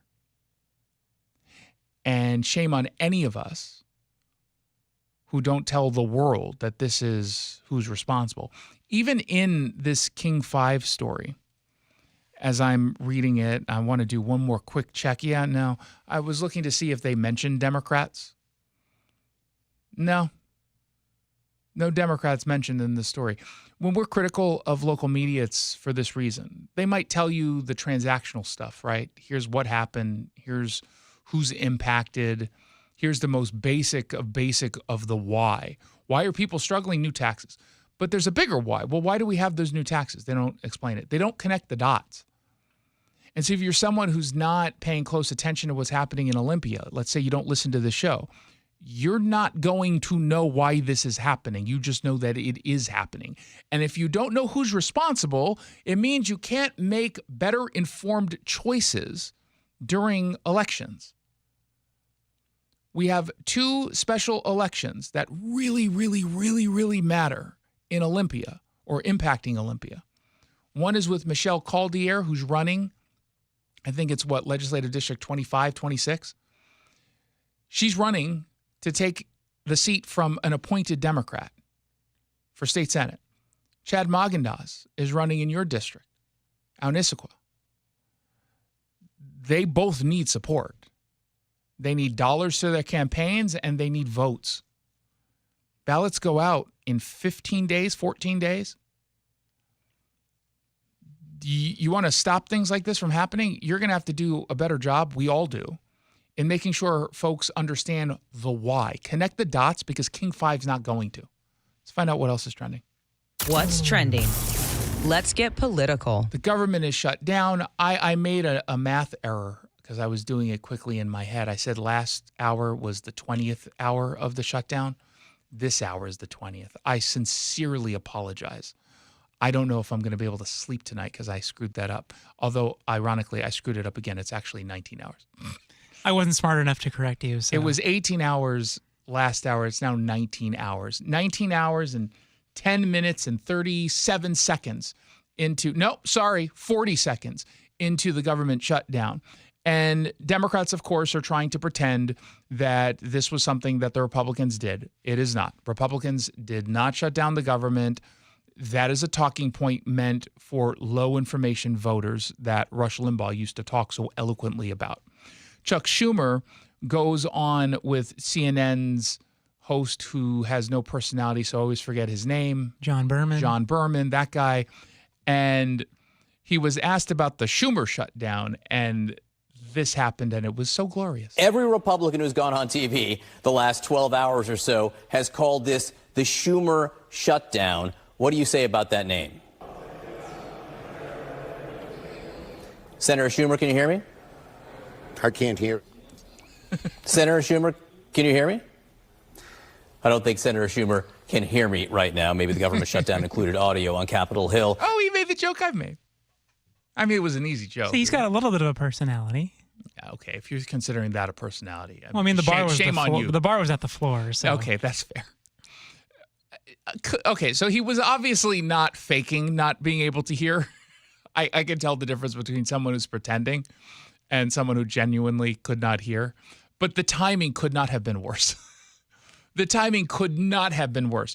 And the reason why that happened, by the way, is that he rushed to do the interview They just rushed to get him on air, and they didn't do enough testing. As someone who goes on TV, both CNN and elsewhere, obviously Fox, they have you call in or get connected, set up, minimum of 15 minutes, sometimes 20 minutes beforehand. Now, it's a little bit different with senators or members of Congress in general who might have to dodge, votes before going. So they give them a little bit of leeway, but sometimes things like that happens. Never to me, though. Oh, wait, what happened yesterday on Newsmax? They lost you. It wasn't them. It was me. I'm on. Is anyone else having problems with Zoom after they upgraded the new iOS on iPhone 16, whatever the last one was, not the brand new one? So I updated my iOS, and last week I was doing Fox Business and I was on Zoom, and I noticed that it was getting a little glitchy, the video and audio, and I thought maybe I just had a weak Wi-Fi connection. So I took it off Wi-Fi. No, it still wasn't working, but I thought, okay, maybe it's just this one time. Then earlier this week, I did News Nation, and it cut out the first question to me, and I had to reset as they went to the other guest, and it was also on Zoom. So that made me a little bit suspicious. Then, yesterday, I'm on with Rob Schmidt, and they asked me a question. I'm talking, and I'm fine. It's fine. It's fine. We tested it. There was no issue. And then all of a sudden, it went black, and then my phone restarted. It just restarted in the middle of this interview. And had they not had Larry Elder, who owes me, by the way, now, because he was on and got all my minutes, they would have been screwed. It just went off in the middle. I don't even know how long I was talking before it cut it off. Yeah, I remember Rob Schmidt was like, I've never seen someone freeze that fast. Is that what he said? Yeah. That is so funny. And on my end, it completely restarted the phone. I've never had that happen before. And it wasn't a battery issue. My battery was fully charged. Am I the only one who's had this problem? And I'm asking them over there, I'm like, has anyone else complained? And I think they lied to me and said yes to make me feel better, because it did not seem like a sincere, oh yeah, we've been having lots of those problems. Because if that were the case, they would have told me. So today I had a Fox Business hit. Did not use Zoom. I warned them ahead of time. I'm like, do not send me a Zoom link. Zoom is broken. I no longer, and you know what? Find out if it's owned by a liberal. You think that this is maybe targeted? They could be targeting me for many different reasons. I thought it was like Chinese owned. Maybe I'm wrong. Even worse. I'm not sure. It's the communist Chinese government. I don't know if that's true either, but I like using them as a scapegoat. They're responsible. They almost took me down. Shame on them. Otherwise, it was a good interview. I had a lot of good things to say. You just didn't hear it. But what didn't air as I was answering? What? Was great. Oh, yeah. Sure it was. Great. Okay, let's find out what else is trending. What's trending? Legal. James Comey is dealing with a 2-count federal indictment claiming he made false statements or a false statement to Congress and obstructed justice. But there's some concern that maybe this isn't as cut and dry as it might appear. The interim U.S. Attorney, Lindsay Halligan of the East District of Virginia, has been under pressure to push these charges through. She doesn't have any prosecutorial experience. So what does that all mean in the grand scheme of things? Joining me on the line to discuss is Mike Colombo. He's the partner at Dillon Law Group and Republican National Lawyers Association Board of Directors. Mike, welcome to the show. Well, thank you for having me on. It's a pleasure to be here. Obviously, on the surface, looking at Halligan's background, she's a former insurance lawyer. She doesn't have prosecutorial experience. I think it's reasonable for someone to question whether or not she's capable of doing this. But in reality, it's not like she's doing it alone. So could you give us that 30,000-foot view of this? Yeah, look, the president has the authority under the Constitution, or the duty under the Constitution, to execute and enforce the law. The Constitution gives him the power to hire people to help him carry out his executive branch functions. So, one of the biggest questions that is percolating through the courts right now is how much power the president really has over picking who he wants to help him. do his constitutional duty. And, in the last, a little bit less than 100 years, in the last century, more and more government agencies have been created, and Congress has granted a lot of them some degree of independence from the president, which is now being examined. And on top of that, in specific regards to this situation, this practice has evolved, if you want to call that, this norm that the Justice Department has some kind of, at least some believe it has some kind of greater independence from the president.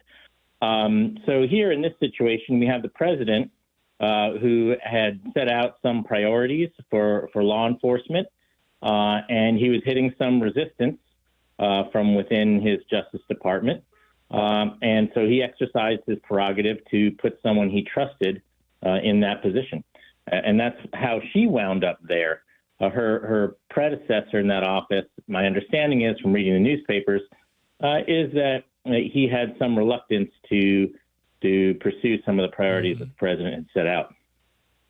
Well, it seems like there at least could be some trouble early on. The first hurdle is Comey's team is going to ask for this entire thing to get tossed. And I imagine he's going to make the claim of selective prosecution, which I think it's a two-pronged test, right? I mean, on selective prosecution, you have to show that it was selective prosecution and it was done with some sort of improper purpose. And I imagine they're going to be able to point directly to President Trump's tweets in the past saying, see, this is proof of selective prosecution. So how does the government avoid that? Well, that motion or that effort is one that almost never, ever succeeds. It almost and I've tried it. It almost the problem with that is that it almost implicitly suggests that he in fact is guilty, but he's just the only one being prosecuted for it. So that I've also heard other people opine as well that it's a risky move because it almost suggests that he's saying, well, yeah, I lied, but other people lied, but you're only picking on me because you don't like me, right? The other thing is, you can read the president's statements a couple of different ways, and obviously I haven't read every single thing he's ever said about Comey, but there is an interpretation of what the president said as exasperation that Comey is being treated like he is above the law. Exactly. That he has done things that constitute crimes, and yet he isn't. He hasn't been prosecuted, almost like he is getting special treatment. Not that he's being targeted, but that his misdeeds are being excused. So that I think that's kind of going to be a tough thing for a judge to unpack and conclusively say that this person should not be prosecuted. Really, what it's going to come down to, I think, is there or is there not clear evidence that he broke the law? Does it appear that there's clear evidence that he broke the law as of right now? Well, one hindrance that we have is that grand jury proceedings are secret. We, the public, do not know what the grand jury was told. We have an indictment, which is pretty short, that gives us a basic idea of what it's about, which we can go into in a second. But in terms of the process, one thing that I want to highlight, which I don't think gets enough attention, there's kind of a cynical belief that grand juries will do whatever you tell them. They'll indict anyone you ask them to indict. I think the joke this is a great example that doesn't happen, right? I mean, they wanted to go after him with an additional charge. Exactly, right. The grand jury was asked to indict him on 3 charges, and they rejected 1. To me, that suggests that the grand jury was exercising its duty. It was carefully reviewing the evidence. It was applying the law and the facts that were before it, and it was making the decision that it's charged with making. And You have to understand the grand jury is an ancient institution, and it is the people's first line of defense, if you will. It almost exists outside of the three branches of government. Here you have a panel of citizens who get to make the decision as to whether or not the government can prosecute one of their own. And here they found that there was enough to proceed on two of the three charges that the government identified. Yeah, that's obviously going to get in the way of the talking point coming from the left. I'll leave you one more question. I just saw that NBC News, I think last night, had dropped a story of 42 retired judges penning this letter claiming that the indictment against James Comey jeopardizes our free speech rights, which is an odd argument to make, but I think they're trying to claim that there was no crime here. They invented a crime essentially because the president didn't like what James Comey was saying as a private citizen. So I'll leave you with the last word on that. Well, look, James Comey is now a wealthy man. He's going to have an outstanding lawyer to defend him, and he's going to have the benefit of the most amazing legal system in the world that allows him to see the evidence against him, to cross-examine any witnesses against him, to decide for himself whether or not he wants to testify, to have a jury be the one to decide whether or not he's guilty, and to have a process overseen by a judge in public. I am confident that whatever the outcome is, justice will be served, and whether that's a finding of guilt or not. But the fact is, there's a lot of people who are offering premature opinions before they have seen the evidence, and I think there's been a certain pattern in the last several years of people offering opinions about things before they know the facts and coming to regret it. So I think we need to just see what evidence the government presents and trust the system to do its job. There you go. We've been talking with Mike Colombo. He's the partner at Dillon Law Group and Republican National Lawyers Association Board of Directors. Thank you so much for coming on. I really appreciate it. Thank you, Jason. Have a great day.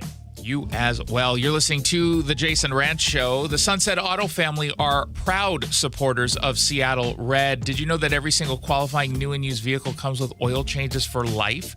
That can save you thousands of dollars over the lifetime of your vehicle. So when you're ready for your next car or truck, be sure to visit our friends at the Sunset Auto family in Auburn and Sumner, online at sunsetautofamily.com. When we come back, we're going to dive into the big local and all the madness happening around the Puget Sound.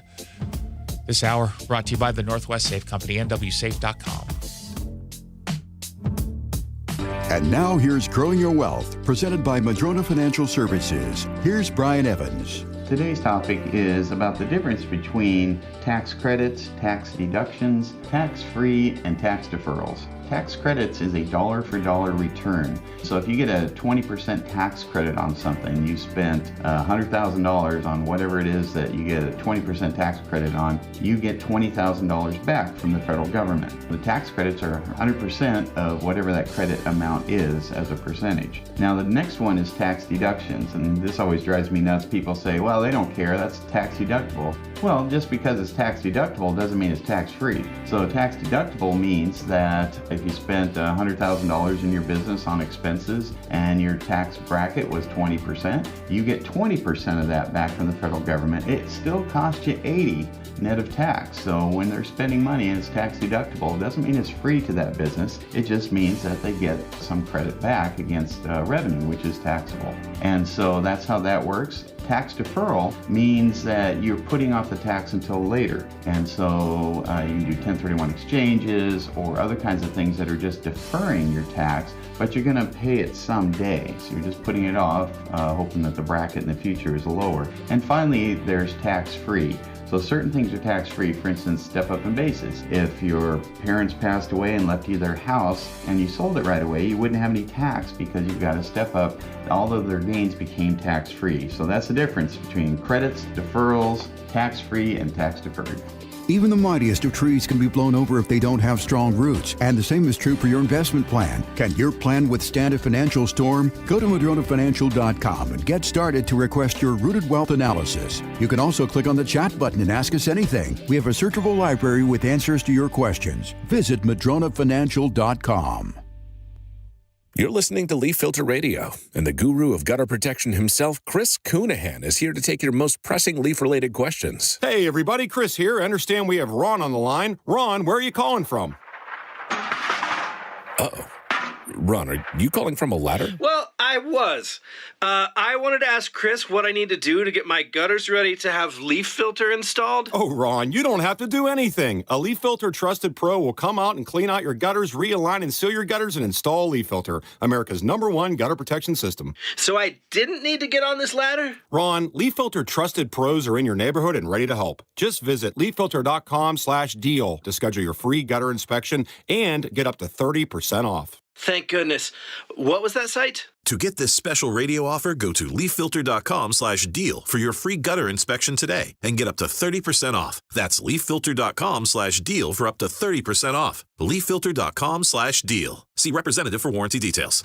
When you walked through your kitchen this morning, what'd you see? Did it make you happy? Hi, I'm Chad Cicchini, owner of Heritage Homecraft. Well, I want to make you happy. We'll custom build you all new cabinet doors and drawer fronts, and using our exclusive 1/4-inch solid wood refacing process, transform your existing cabinets into a beautiful new kitchen. Add a custom quartz countertop, change things up a bit, add some more cabinets, install some cool new features like soft close drawers and sliding shelves, whatever you like. We'll help you to create the new kitchen you'll be proud of. All in about a week, and all with way less mess, hassle, time, and expense than to tear out. Stop waiting. For 18 years, we've been honored to serve thousands of happy customers, and we'd love to serve you. Call today and I'll get one of our pros to come out and show you how easy and comfortable it'll be to get going on your new kitchen. Heritage Homecraft, 425-485-1600, 425-485-1600, or heritagehomecraft.com. Check out the all-new SeattleRed.com. This is not just a Seattle issue. Finally, conservatives in Seattle and the Pacific Northwest have a home dedicated to local news. You could have the same exact conversation in Everett or Tacoma. Conservative analysis and opinion, original video content, and so much more. SeattleRed.com is a new experience for Seattle's conservative movement. It's kind of a big deal for the future of the Pacific Northwest, really. Visit the all-new SeattleRed.com. Olympia, Sammamish, Lakewood, Bellevue. This is the Big Local on the Jason Rantz Show. Bellingham, Kirkland, Seatown. Stories about you, not about Seattle. Hey, look at that, 4:30 on a weekday afternoon. That means it's time for the Big Local, brought to you by The Dana Show, hosted by Dana Lash.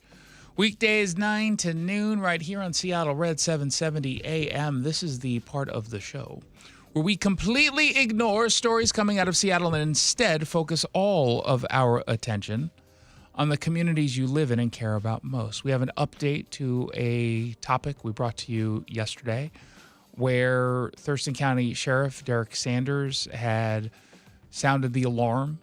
The Board of County Commissioners had a meeting yesterday that included conversation about some significant cuts. $4.5 million to be exact, to the sheriff's office. And so the sheriff asked people to show up to make sure that they are heard, because the sheriff understands that if you're going to cut that much money from the budget, it's going to mean public safety is going to get a hit. It's going to take a hit because they're not going to be able to hire or retain like 30 deputies. He spoke with Como TV. At $4.5 million, we'd have to shut a dorm down in the jail, which will lower our capacity by about 70 inmates. We have finally clawed our way out into not being the second worst staffed sheriff's office in the state. We have so many good employees who work for us, so many deputies who are truly motivated. Police departments across the state are fighting for every little dime and dollar. And dozens of people turned out to the meeting. And this was a meeting that I believe, as I recall, was 4 p.m. in the afternoon. That's the kind of meeting that you hold when you don't want regular people from the community to show up to. And so for dozens of people to turn out because the sheriff asked them to take this seriously and treat it with urgency, that's pretty significant. That is pretty significant.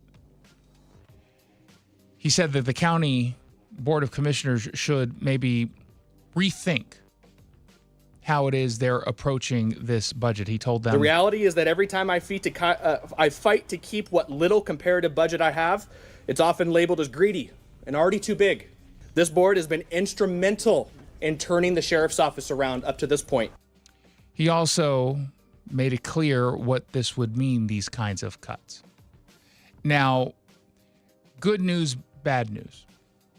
Which would you like first? Bad. Say good. Good. Why would you want the good news first? Because if you get the bad out of the way, and then it's okay. You want bad then? Sure. They're still cutting money. Oh. The good kind of news is that it's just not as much. Oh, okay. It's $2.5 million. Now, that's still too much, to be clear. They should not be cutting money from the sheriff's office. But as of right now, they said they've reduced the cut to about $2.5 million, and they say they're still working to find ways to reduce that even further. So that's obviously good news. And this is what happens when people get coordinated, treat these issues with a sense of urgency, and actually speak up. I say this often, and I'm going to continue to say it. We cede a lot of this kind of power to activists on the left. And I understand it's difficult to show up to a meeting at 4 p.m. on a Tuesday. Y'all work. You got kids you're picking up from school, taking to practice on top of everything else. Like a meeting in the middle of the day or the afternoon, it's not easy to attend. But when you make some sacrifice, when you maybe take some time off of work to attend these meetings and actually speak up alongside others, you have so much power and influence.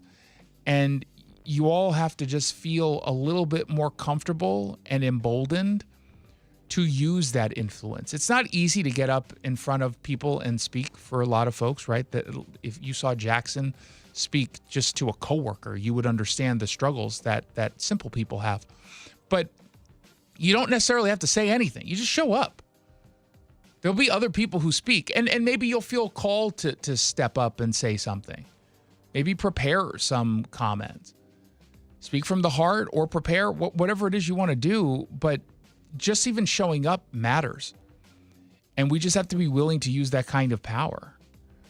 I mean, John, who owns a business in Tumwater, as he also spoke with Como, he understands what's on the line here. This is a guy who saw the work and experiences the work that Derek Sanders and his outstanding deputies in Thurston County, what they're capable of doing, how they've been able to benefit the entire community. We've seen a sheriff who's completely proactive towards crime, towards helping us feel safer, towards taking a real stand. I guess time will tell. And I think the message is we can either lead in Thurston County, the state, and be a really good example, or we can fall behind. Well said. Now everyone should take that same kind of attitude to a meeting, and maybe make a goal for yourself. In this year, at some point this year, we've got a few months left. Commit to attending one meeting, and maybe bring someone along with you and speak up on something that you care about, whether it's a county board of commissions meeting or a city council meeting. Just do one meeting. That's it. And pick the right one, because they could also be boring. But they're also oftentimes when you're there during the public comment period, it's just comedy, because most of the people who show up are left-wing lunatics. Or every once in a while you'll get like a right-wing troll. What's his name from Texas? Alex Stein. Yes, you'll get one of those. That's fun, and you won't regret being there for that. Meanwhile, in Heartland, Washington, a state I've totally heard of before, or a city I've totally heard of before. Haven't you? You can't stop talking about Heartline. Is it Heartline or Heartland?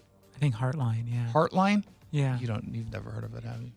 No. It's on the east side of the state, right? It's like Spokane-ish. Is it? I was just in Spokane. I don't recall any Heartline signs. I mean, it's not like directly adjacent, but I think it's kind of in the... It's in Grant County. Yeah. You know where Grant County is? Yeah. Oh, yeah? Where? It's near Spokane County. Shut up. Apparently, a 3-year-old boy found a live hand grenade outside of his house on Monday night. This according to the Grant County Sheriff's Office. The Washington State Patrol's bomb squad was called in. They safely disposed of the grenade. The boy apparently brought the grenade inside the home before the family was like, "What? Hey, buddy, what you got over there? What's that in your hand? What'd you find? What kind of shenanigans are you getting into?" Oh, my dear God. Put it down slowly and step away. This is not a paperweight. This is not a rock. It is, in fact, a grenade. Commander Clifford Pratt with the Washington State Patrol Bomb Squad spoke with KREM 2 in Spokane. They really have no controls or no quality control. We find those insanely volatile because we just don't know what's inside of them until we can put the bomb suit on, go down range, x-ray them, and figure them out. Now, the type of grenade was one that was used during World War II. How did it land in Heartline? Was it just a veteran who held on to the grenade? Military bases.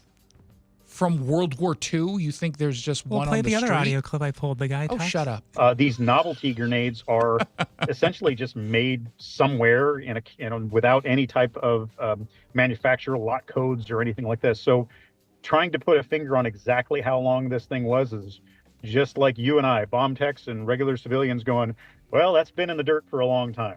I want something more from my bomb squad techs than saying I have the same level of understanding of how it got there than you, the civilian, or the toddler. And he called it a novelty grenade, but didn't he say that it was a live grenade? Yeah. So how could it be a novelty grenade? I thought novelty anything are fake. Right? Or just like non-functional. They're more decorative. Isn't that what novelty means? I thought it meant more like rare, but I don't know. In that context, you think he meant rare? Oh, maybe. Okay. Here's a spokesman for Grant County Sheriff's Office, Kyle Foreman. He says finding these kinds of artifacts isn't that surprising, which was what Jackson was foreshadowing. Grant County back in the day had 2 military bases, one in Moses Lake at the site of where the international airport is, and then also in Ephrata where the airport is. That was an Army air base back during World War II. So It's not uncommon to find artifacts on either of those properties. Was this in Moses Lake? Wasn't this in Heartland or Heartline? It was. Okay. I'm looking at a map. They're different places. So if he were to come out and say it's not all that uncommon to find something in Moses Lake, I'm like, okay, but you're 50 miles away from Moses Lake. I guess a soldier, he just had like a 3-day pass and he wandered off with his grenades and dropped one of them. How do you make that jump, though? I'm looking it up right now. And it turns out I might have driven right by it. No, did I drive? No, I didn't. It was so far off. You're 47 miles between Moses Lake and Heartline, Washington. Ephrata, like I think that's about equidistant as well. Like, how is that what you're going with? Why wasn't my example more likely? It's just a veteran who just held on to his grenade, and then he lost it in a move. He was driving with it, and it rolled out of his car, his pickup truck. He drives a pickup truck in my head. Isn't that more likely than it's just from a base? From World War II? You're saying this was just, no one caught it? 50 miles away? You're not critical enough of these people. They say they don't know how the grenade ended up in the family's front yard, and yet there it was. They took it. Everyone's fine. Imagine the mom or dad or whomever was the parent or the guardian in this case realizing what the kid. Hey, buddy, what you got there? Oh my God! Hey, what's going on? Oh my God! And I imagine you don't even. Do you assume it's you should, but do people actually assume it's a live grenade? I wouldn't assume it. It looks old. Mm-hmm. It does. It's one of those things where sometimes you can tell it's like a fake. This one doesn't look like a fake one. This one looks legitimately old and rusted, and like it's an actual artifact. Yeah. Okay, well, is the toddler upset that didn't get to keep his little toy. I mean, that could have been worth something. He wanted it to be part of his Halloween costume, and that'd have been fun.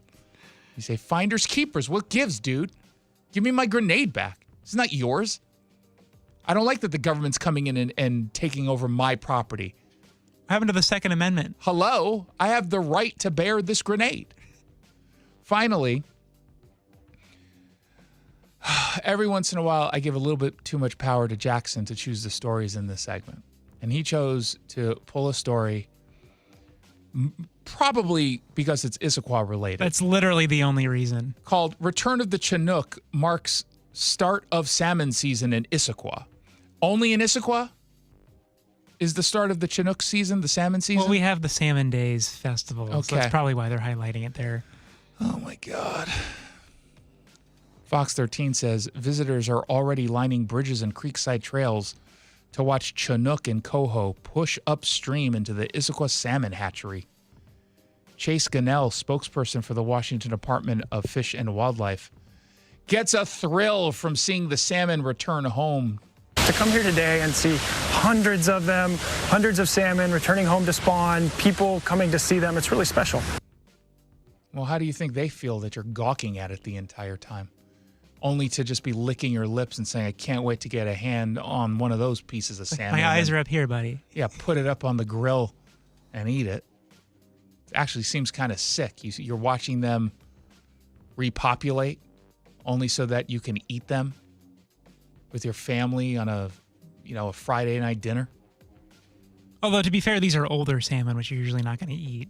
But I'll eat whatever salmon I want to eat. Don't tell me which salmon I can eat. Wasn't he talking about respawning? Yeah. It's even worse. You're allowing them to have little baby salmon only so you can eat them? You just rip them from their family? Mm-hmm. That's horrible. I don't like looking at They're fish. separating families. We're against separating families. Here's the executive director for Friends of the Issaquah Salmon Hatchery, Mark Clemens, says that despite what your eyes suggest, hatchery spawning is actually much more humane for the salmon. I'm sure.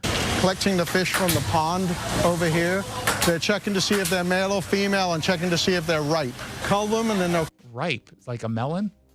You're squeezing them? This is a weird way of putting it. If they're too hard, they're not ready. Put them back. Don't get it's like an avocado. It needs a few more days. Cut open the females and take the eggs out. They were just going to be spawning in the creek by themselves, and they do that. Their chances of survival are about less than 1%. I think when some people might see this in front of them, they might be upset without knowing the context of why it's important to do it. Absolutely. It's a whole life cycle, and these things do die. And so that is a common question, especially with the kids. Well, I mean, the whole life cycle thing, aren't they supposed to die on their own, not you kill them? Isn't that a piece of the life cycle? Kids, they'll say, okay, what happens to them? You don't always necessarily see where things are coming from or what's happening behind the scenes. So this kind of peek gives you a little peek behind the scenes. Yeah, I don't want to see it. It's gross. Freaks me out. We did a field trip when I was in elementary school to the salmon hatchery. I remember I felt so bad for the fish. Yeah, right. Trying to get upstream. Maybe their real agenda is to create like vegans, and they're just justifying it. It's like a PETA extremist who finally says, you know what, I'm going to murder these things, but it's justification. You murder a few, you save more. It's for the greater good. Yeah, it's for the greater good of salmon. I do want salmon. I'm going to have salmon for dinner tonight. Put some arugula, put it in a salad, some pickled onions. Sounds good. I'm going to go to Sweet Green tonight. 1-800-465-8770. You choose our next story. Story number 1, Jimmy Kimmel's first interview since being canceled. You will be shocked by what he says, or really what he doesn't say. Or story number 2, an ex-Fox correspondent tells Barry Weiss a shocking Palestinian suicide bomber story. Which retelling of a story would you like to hear, Jimmy Kimmel or the suicide bomber? 1-800-465-8770 for your text. You choose the story we discuss when we come back. Are you happy with how you're feeling these days? Are you slowing down physically or mentally? Ever wonder what your life will be like 10 to 15 years from now? Most of us don't really know how we're aging or if we can even do anything about it. But here's the truth. Knowledge is power, and that's exactly where we start at Longevity Medical Clinic. We run advanced diagnostics to find out what's really going on inside your body, and then we create a personalized hormone and health optimization plan designed specifically to help you live better starting now. Our patients are often amazed by what they discover in their blood work, and even more amazed at how quickly they start to feel like themselves again. This isn't guesswork, it's science, it's personal, and it works. Take the first step today. Call 866-86-YOUNG or visit lmclinic.com to schedule your free consultation. Longevity Medical Clinic. Feel better today and every day after that. Hey, it's Jason Rantz here for Northwest Safe, based in Enumclaw. They're your exclusive Liberty Safe dealer. Gun safes, personal safes. They've got you covered, size, location for your safe. Maybe you say, I'm not going to be able to fit it in my apartment or condo. Yes, you can. I've got a home. Do you have something for me? They've got something for everyone. And the reality is we've got crime happening. You don't want to become a victim, but knowing it's a possibility, you should mitigate the effects of someone stealing one of your firearms or jewelry, keepsakes that cannot be replaced, important documents that could lead to identity theft. They can protect you. And not only do you get that huge selection and terrific savings because they're an exclusive Liberty Safe dealer, those are the best of the best, you get white glove delivery service, upstairs, downstairs, doesn't matter. They've got you covered. They've been doing this as a family-owned business since 1988. They've been around for a while because they're really good. They're the best of the best. nwsafe.com if you want to do all your shopping online. nwsafe.com, or you can call 1-888-404-SAFE. 888-404-SAFE. Northwest Safe in Enumclaw. If you plan to use the carpool lanes along SR 167, you'll soon need a flex pass set to HOV mode to ride free. That's a change. Having Good to Go always costs less than pay by mail. That is not a change. Learn more at goodtogo167.com. Open enrollment for Medicare is coming up. Are you ready? Herb Weisbaum, the Consumer Man here. Get organized early with a Medicare Jumpstart Toolkit from the Insurance Commissioner's SHIBA program. Order your free copy today at insurance.wa.gov. Tune in to The Money Professor with Chris Longworth. Having some certainty about your plan is definitely going to give you all the advantages. Chris has the heart of an educator. A couple of different ways that you can develop a retirement income stream that is infallible. It's simply not subject to the risk and loss of the marketplace. Tune in to The Money Professor with Chris Longworth.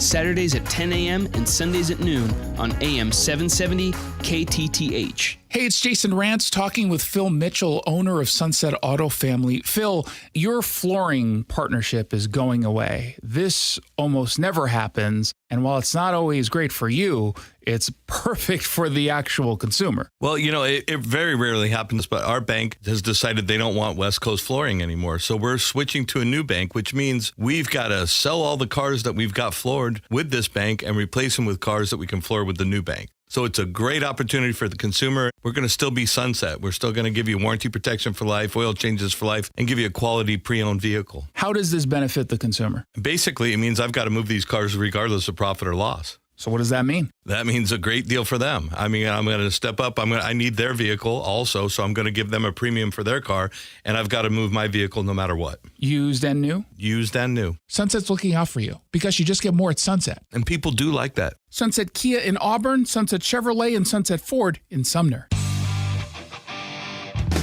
You pick the topic on the Jason Rantz Show. Indeed you do. And you're curious about a former Fox host, Leland Vittert, who's now on News Nation. He hosts, I think, 6 p.m. His show. Leland's actually a really good guy. I've known Leland. I knew him when he was at Fox. I've done his News Nation show a bit, although I don't get very many invites nowadays. Maybe he's no longer my BFF. But he was on with Barry Weiss on her podcast, Honestly, and he told a crazy story about a Gazan woman that he interviewed while he was a foreign correspondent. Wafa had been a woman in the West Bank, or woman in Gaza. She had pulled a pot of boiling water over herself when she was like 5 or 6 years old. The Israelis treat most of the people out of Gaza who have really horrific burns, catastrophic medical injuries. She goes back to Gaza after being treated for 4 or 5 years in Israel, but has a pass to get in and out of Israel, which very few people in Gaza did at the time. So she gets recruited to be a suicide bomber. And there's the video of her coming to the checkpoint to get into Israel wearing her suicide vest. And she'd been given 3 target options by the Alaska Martyrs Brigade: a bus, a cafe, or the hospital that had treated her and saved her life. She chose the hospital that had treated her and saved her life. It's very expensive nowadays to get medical treatment, and it could generate some sort of anger. Or you could just be a indoctrinated lunatic. I suppose there's that. She gets to the checkpoint. They discover that she has a bomb, or they really think she does. She tries to detonate it. It doesn't go off. She gets thrown in jail. Again, the Israelis treat her. They help her with her burns. They educate her. They give her a college degree. And now in the Gilad Shalit deal, she goes back to Gaza. So I go to Gaza to interview her, thinking this is going to be a redemption story. It was before Christmas, right? That she is going to say, perfect Christmas story. I am going to be the one to try and forge peace, and I believe in peace, and I've seen that the Israelis are not evil, that I don't want to kill them anymore. From his setup, I'm going to assume she's still filled with hate against the Jews. Don't spoil it. He's not really, he kind of tipped his hat a little bit. Fine. So I get into Gaza, and I bring with me an iPad that has the video of her trying to blow herself up. So we're sitting across from each other like this. She's wearing a hijab in a very junky Gazan apartment. It is an awful place in every sense of the word. And I show her the video. And I said, what are you thinking watching this? She goes, oh, has all this reaction. And she goes, I'm thinking I almost tasted paradise. Oh, God. Okay. Would you do it again? Absolutely, in a minute. This is my calling in life. I said, wait a second. These people treated you in all of your burns. They saved your life. You tried to blow them up. They still treated you. They educated you. And now you have a chance at life back here in Gaza. And you'd want to blow them up. And she goes, absolutely. They are the infidels. They are evil. They are the enemy. I can't remember the exact translation. You have to admire a level of commitment and passion. Or just call this out as a really rotten person who is never going to be redeemed. And as much as I don't think she's a reflection of every single Gazan, she is a reflection of a lot of them. And I don't necessarily fault her in the traditional sense in that this is taught. You are taught this from an early age. And in a way, while she's evil, she's also the victim of propaganda. And it's that understanding that allows Israel officials to say, I don't just see every Gazan as an enemy. I see them as a victim. And you instinctively want to help people who are victims. That's our calling. Her calling seems to be to kill all the Jews. Everyone else's calling, normal people calling, is that I see someone who is in desperate need of help, and I need to help this person. And it's somewhat depressing to hear a story like this, because then it starts to become a clear reality that you can't. Maybe you can get to some of these people as long as you get them early enough. You can't change someone who's this far gone. It's impossible. And that's when my mind was made up about sort of the moral clarity of the Israeli-Palestinian debate. Are the Israelis perfect? No, but that's what they're up against. That's what they're up against. And so in that context, how does one act? Despite knowing that there are more people like her than not in Gaza, Israel is still doing everything in its power to limit casualties from non-Hamas terrorists, just everyday Gazans. They understand that no matter what it is they do, the images then get used in a way to further indoctrinate young people. And that's why this vicious cycle is just never going to end until you get rid of Hamas.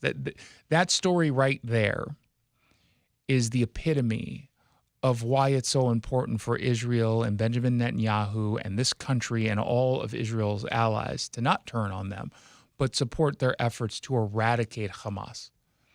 Hamas is the enemy. There is a reasonable plan on the table that the president has put forward alongside Netanyahu that would end this war tomorrow. Hamas still hasn't taken an official position. I think they indicated they weren't interested, but that doesn't mean anything because behind the scenes they're having conversations. But that story, I hope people find jarring, but that's the reality that Israel faces. You're listening to The Jason Rantz Show. Send me your text, 1-800-465-8770. Visit SeattleRed.com. Staples presents That Was Easy. Our office computers were from like 2012. What? They had computers then? Yeah, I don't know much about new tech. Apparently. So I went to Staples and saved big on an AI-powered HP laptop and HP OfficeJet Pro printer, which also came with 3 months of free instant ink. And we're back in this century. During Staples HP Tech Event, save up to 35% on HP printers and up to 40% on AI-powered HP PCs. That was easy. In-store, online, and on the app. Into 11/1, select models only. Wesley Financial Group is not a law firm, and Chuck McDowell, definitely not an attorney. This is Chuck. If someone talked you into buying something really silly and you want to get out of that silly little thing, my advice, get the facts. Call me and I'll send you our timeshare exit kit absolutely free. Inside, you'll learn how timeshare works and all your options for cancellation. Call Wesley now for your free exit info kit. 800-838-6767. That's 800-838-6767. Confidence is knowing you're ready to handle whatever comes your way. That's what it feels like to take on your workday with Cintas. They make sure your AEDs are up to date, your fire extinguishers are tested and inspected, your floor mats are cleaned and delivered, and your workwear looks good, feels good, and is freshly laundered with the Cintas Apparel Plus program. So are you ready to take on today? Visit Cintas.com. Oh, I'm ready! And get ready for the workday. How can you free your team from time-consuming office tasks? Amazon Business. Smart business buying tools enable buyers to find and purchase items fast so they can focus on strategy and growth. Free up your team and focus on your future. Learn more at AmazonBusiness.com. Let's go! You've still got it, but your immune system weakens as you age, making it harder to fight flu, pneumococcal pneumonia, RSV, and COVID-19. Ask your doctor or pharmacist which vaccines you need. Sponsored by Pfizer. Hey, this is Pete from Home Matters. Tune in this weekend when we'll talk with local business owners about everything in and around your home. Join us on Saturdays from 2 to 3 right here on Seattle Red, or listen to the podcast on mynorthwest.com. Upgrade your home comfort and save 20% during the Bob's Heating preseason furnace sale. With great savings plus free financing on heat pumps, water heaters, generators, and more, our award-winning team has what you need to stay cozy this chilly season at a cost you're comfortable with. Voted best in the Pacific Northwest, we're honored to be your dedicated home comfort company since 1957. Call Bob's and save today. Bob's Heating and Air Conditioning. Call Bob. Seattle Red on 770 KTTH Seattle, 97.3 KIRO FM, HD3 Tacoma Seattle, 94.5 K233 DT Eastlake, 33 BU Seattle.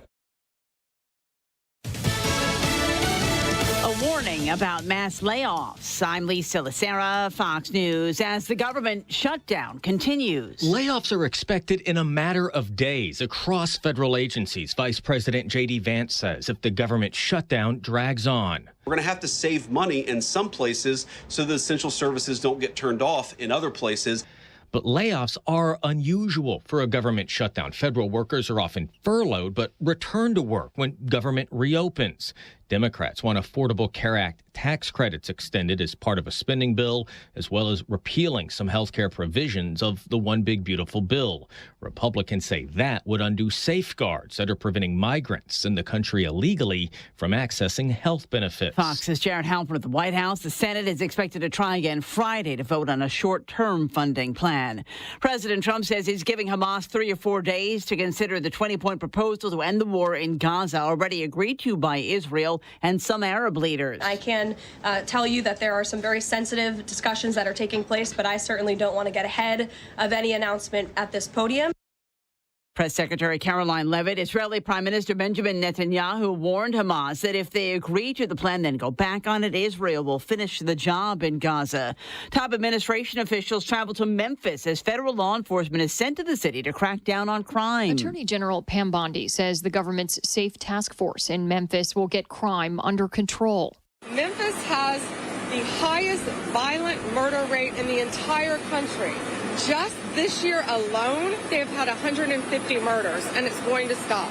Revealing earlier, in just 48 hours, the task force has made 53 arrests and seized 20 illegal firearms. Also noting officials found a missing minor and recovered guns from the home of a murder suspect. Fox's Kristen Goodwin. America's listening to Fox News. As a mom, comforting my family is what I do best. Vicks Vapor Stick provides soothing, non-medicated Vicks vapors in an easy-to-apply stick, and it dries fast, so there's no mess. I use it to comfort myself and my family. Thanks, Mom. Vicks Vapo Stick, soothing comfort for the whole family. And try Vicks Vapo Shower Max for steamy Vicks vapors when you need more comfort for yourself. Use as directed. You're still glowing, flirting, grooving. You've still got it. But your immune system weakens as you age, making it harder to fight flu, pneumococcal pneumonia, RSV, and COVID-19. Vaccines are a key part of any health routine and help strengthen your immune response. Ask your doctor or pharmacist which vaccines you need. Schedule in minutes at vaxassist.com. Sponsored by Pfizer.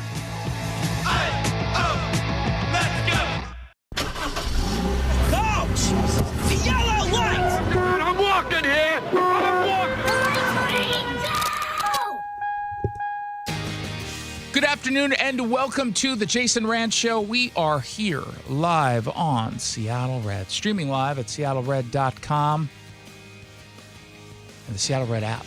We got a lot to get to. We only have an hour left to do it. We'll be joined at the bottom of the hour, Congressman Michael Baumgartner giving us an update on the government shutdown, who's to blame, and what's the next steps to reopening. But first, speaking of the government shutdown, how exactly does it impact Washington State? That's what's trending. What's trending? Let's get political. The answer really is it depends. It depends on all sorts of things, including how long the shutdown actually lasts. The reality is it takes a few days, maybe even a week before, for the most part, you will personally feel the impact of a government shutdown unless you fall into this one category. You're a government worker. If you're in that category, you're feeling it right now. Furloughs and inevitably, as they reported at the top of the hour, layoffs. And the Fox News reporter said that that's generally not what happens. It's generally just a furlough. That's correct. That is factually accurate. But you've got an administration who is looking at this, and we already know that they've been looking to make even more cuts for cost-saving measures. We've got a lot of bloated agencies. And so they're going to probably use this to their advantage and to their agenda of trimming some of the fat. Now, you can go too far and trim too much of the fat, and then you take all the flavor. And you know what we don't want out of a federal government? No flavoring whatsoever. We need to have it's already dull. Can't cut it all. Need a little seasoning. Just a little tiny bit. Not even seasoning, just the fat to give it some flavor. So we'll see what they end up actually doing. This is also, it's not like the federal government under Trump is looking just to use this as an opportunity to make a bunch of cuts. They're using this a little bit more as leverage to put pressure on the Democrats to reopen the government. I mean, if the Democrats want to help protect these jobs, they'll reopen the government. But the longer they go, the greater the appetite for the president to make the cuts and the easier it is to justify. I think he realizes, the president, that if today we learned 100,000 people were just cut from the federal government, that would be bad optics. It just is. People don't want to see folks lose jobs. They can probably get away with blaming this on Democrats, but I don't know if people would like that look. But he's going to be able to get away with some cuts under this, and he will be able to, as long as he doesn't make it super massive. He's going to make this a Democrat issue. Now, locally, or at least across Washington state, the essential services aspect to all of this not getting impacted at all. There's going to be local lawmakers and politicians who pretend that essential services like healthcare and, housing assistance, food support. Bruce Harrell, for example, is pretending that it's a possibility that we're going to get hit hard on that. It's not a possibility. That is just, it's simply not true. You've got him saying to Cuomo, we're resilient. So not a day goes by that I'm not talking to my department about preparing. So we'll see where the pain points are and we'll be nimble. In other words, there's not going to really be any pain points on this kind of issue of essential services. So what he'll do is reframe it and say there could have been, but hero Bruce Harrell, I stepped up and I prevented it from happening. Change his name to Bruce Hero. Boo. Boo. Turn off your microphone. You're punished. You're punished. Get in the corner. No, get in the corner. Thank you. Just don't make me wear the dunce cap. Stay again. in the corner. I'm not. You talk. You get mouthy again. We're putting on the dunce cap. For now, just stand in the corner and don't make eye contact with anyone who has self-respect and comedic chops. I'm so mean to you. Every once in a while, we'll get text that's like, "You're so mean. Why are you so mean to all your producers?" It's my personality. Don't you say anything. Shut up. Producers, plural. It's just me. Well, by past producers. Oh, it's not unique to you. If anything, you're getting off easy. Yeah. You're getting off easy. So one traveler at SeaTac Airport told Cuomo that he worries about what the shutdown could mean for air travel. You never know how it's going to impact day-to-day life. I travel a lot for work, and the mornings could be really impacted. Let's hope that we can just all get to the table and put political differences aside and focus on what matters, and that's the American people. Okay. What are you, running for office, sir? So that's just like a canned campaign speech. This is weird coming from some random dude, but SeaTac Airport is fine. TSA agents are fine.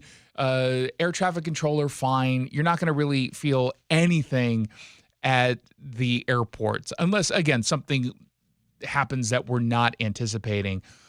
Michael Baumgartner is going to be on the show at the bottom of the hour. He's been pointing out that Democrats are doing this in such a theatrical way because they're trying to appeal to their base. Just a number of the Democrat base just have not accepted that President Trump was elected by the American people and returned to the White House. And they're frustrated by that fact. And so they're going to shut down the government to demonstrate to their base that they care as well. But then you have some people who are just flat out gaslighting you or just lying to you. Gaslight, when we say gaslight, it almost feels like it's a nicer way to say they're just lying. And the reality is they're just lying. Patty Murray says this is about protecting health care. Look, is the president totally unfit to hold office? Yeah. But it is not about that. This is about health care. If you weren't 97 years old and sound like you're about to pass out with your no personality at the podium, maybe we would accept what you just said. This is not about healthcare for Americans. It is about healthcare for illegal immigrants. They are pretending. And, this morning on Fox and Friends, J.D. Vance was on, the vice president, and he was pointing out that Democrats knowingly push for illegal immigrants to have health care, and that's what this is about. They said, no, it's not. So he showed the receipts. Like, he came out and said, this is the actual list of what they were asking for. It's clear as day what it was they were doing. And again, Maxine Waters said that. She said that. She did not stick to the script. And every once in a while, you'll hear from people like Eric Swalwell, whose clip we played the other day, saying, yeah, I don't want to co-sign onto this fascist dictator's agenda, so I'm not going to support the budget. Then you've got Jason Crow, the Democrat from Colorado, who basically said the same thing on CNN. He doesn't want to fund Trump's agenda. What's different is that this is not just any other normal bipartisan disagreement about how we spend money, a little bit here, a little bit here. There is something deeper and more fundamental going on here. So I'll let him finish. What he's about to say and what he just said right now is a lie. The vote was to maintain the spending that was established under the Biden administration. This has nothing to do with Donald Trump. There is a larger conversation going on that does, in fact, have to do with Donald Trump that's separate from this. And they're combining the two, and they're using this as an opportunity to push legislation that otherwise would have zero shot in the world at passing. A massive blow up of the American healthcare system, huge premium increases for tens of millions of Americans. The outright oh gosh, that's not true. This is not true. And we keep hearing this kind of nonsense. And one of the underlying issues that they're referencing, but don't want you to hear about it in this way, is that when we were told people are getting kicked off their Medicare, we were told that hundreds of thousands, including here in Washington. What was the number? Like 250,000. What they're referencing are people who are able-bodied, who are able to work, and they are choosing not even to look for jobs. That's what Republicans changed, saying, yeah, you can still get healthcare coverage, but you just can't sit out and not even look for work or volunteer for your community 20 hours a month or whatever it was. That's all that they're talking about. The people who have legitimately been, quote unquote, kicked off are illegal immigrants, which is a position that is shared by the vast majority of this country, according to all the polls. Canceling of health care for upwards of 13 million Americans, and the shockwaves that would send through the entire healthcare system for everybody, even if you're on an employer-sponsored program. And on top of it, not only is this a healthcare shutdown, but I am not going to vote for Donald Trump to fund Donald Trump politicizing and weaponizing the Department of Justice to go after his political enemies. I'm not going to fund him to send active duty military troops into cities and, quote unquote, declare war against cities because he doesn't like them. I'm not going to fund his political purges of the Department of Defense. These are not normal things that a normal president does, and I'm not going to act like it. Okay, so here's what he's saying. We're shutting down the government to stop Donald Trump, the elected president. We don't like that you elected him, so we're going to shut down the government. That's his position. That's the position of the Democrats, of the radical left. And yet they're the first people to scream about subverting democracy. Oh, Donald Trump is a threat to democracy, so we're going to shut the government down so that this democratically elected president doesn't have his way. Okay, so remind me who the fascist is? Who's the autocrat? Hey, he's an autocrat. Does he have to shut down the government? Can't he just continue to spend? Yeah, you would think. Right. If he's an autocrat, what does he care that the Democrats don't want? What do you need to even vote for? He's the king. He's a dictator. He's a fascist. Doesn't make any sense. Now, there was a funny meme that the president posted. It showed Hakeem Jeffries and Chuck Schumer at their press conference. What was it, yesterday, maybe the day before? Yeah. And they were talking about how the president isn't willing to negotiate, and they rejected the claim that they were fighting for health care for illegal immigrants. So in the meme, in the background, this is too funny. They put sombreros on Hakeem Jeffries and Chuck Schumer's head, and then you've got, did we pull the audio? I don't think we have it because, well, you can kind of hear it. It's just that. Yeah. That's literally all the meme is. I mean, it's funny. It's funny. And so Hakeem Jeffries claims that it's racist. And the way that he framed it originally, because I saw the clip on CNN, was that it was racist against Hakeem Jeffries, which I'm not even sure how that works. But I guess we're not supposed to connect whatever that song is called. What is that song? Look it up. I'm kind of curious. That apparently that's racist towards illegal immigrants. Because again, Hakeem Jeffries, I guess, only thinks Mexicans are illegal immigrants. But let's listen to J.D. Vance calling this out. On the sombrero thing, I mean, Hakeem Jeffries said it was racist. And I know that he said that.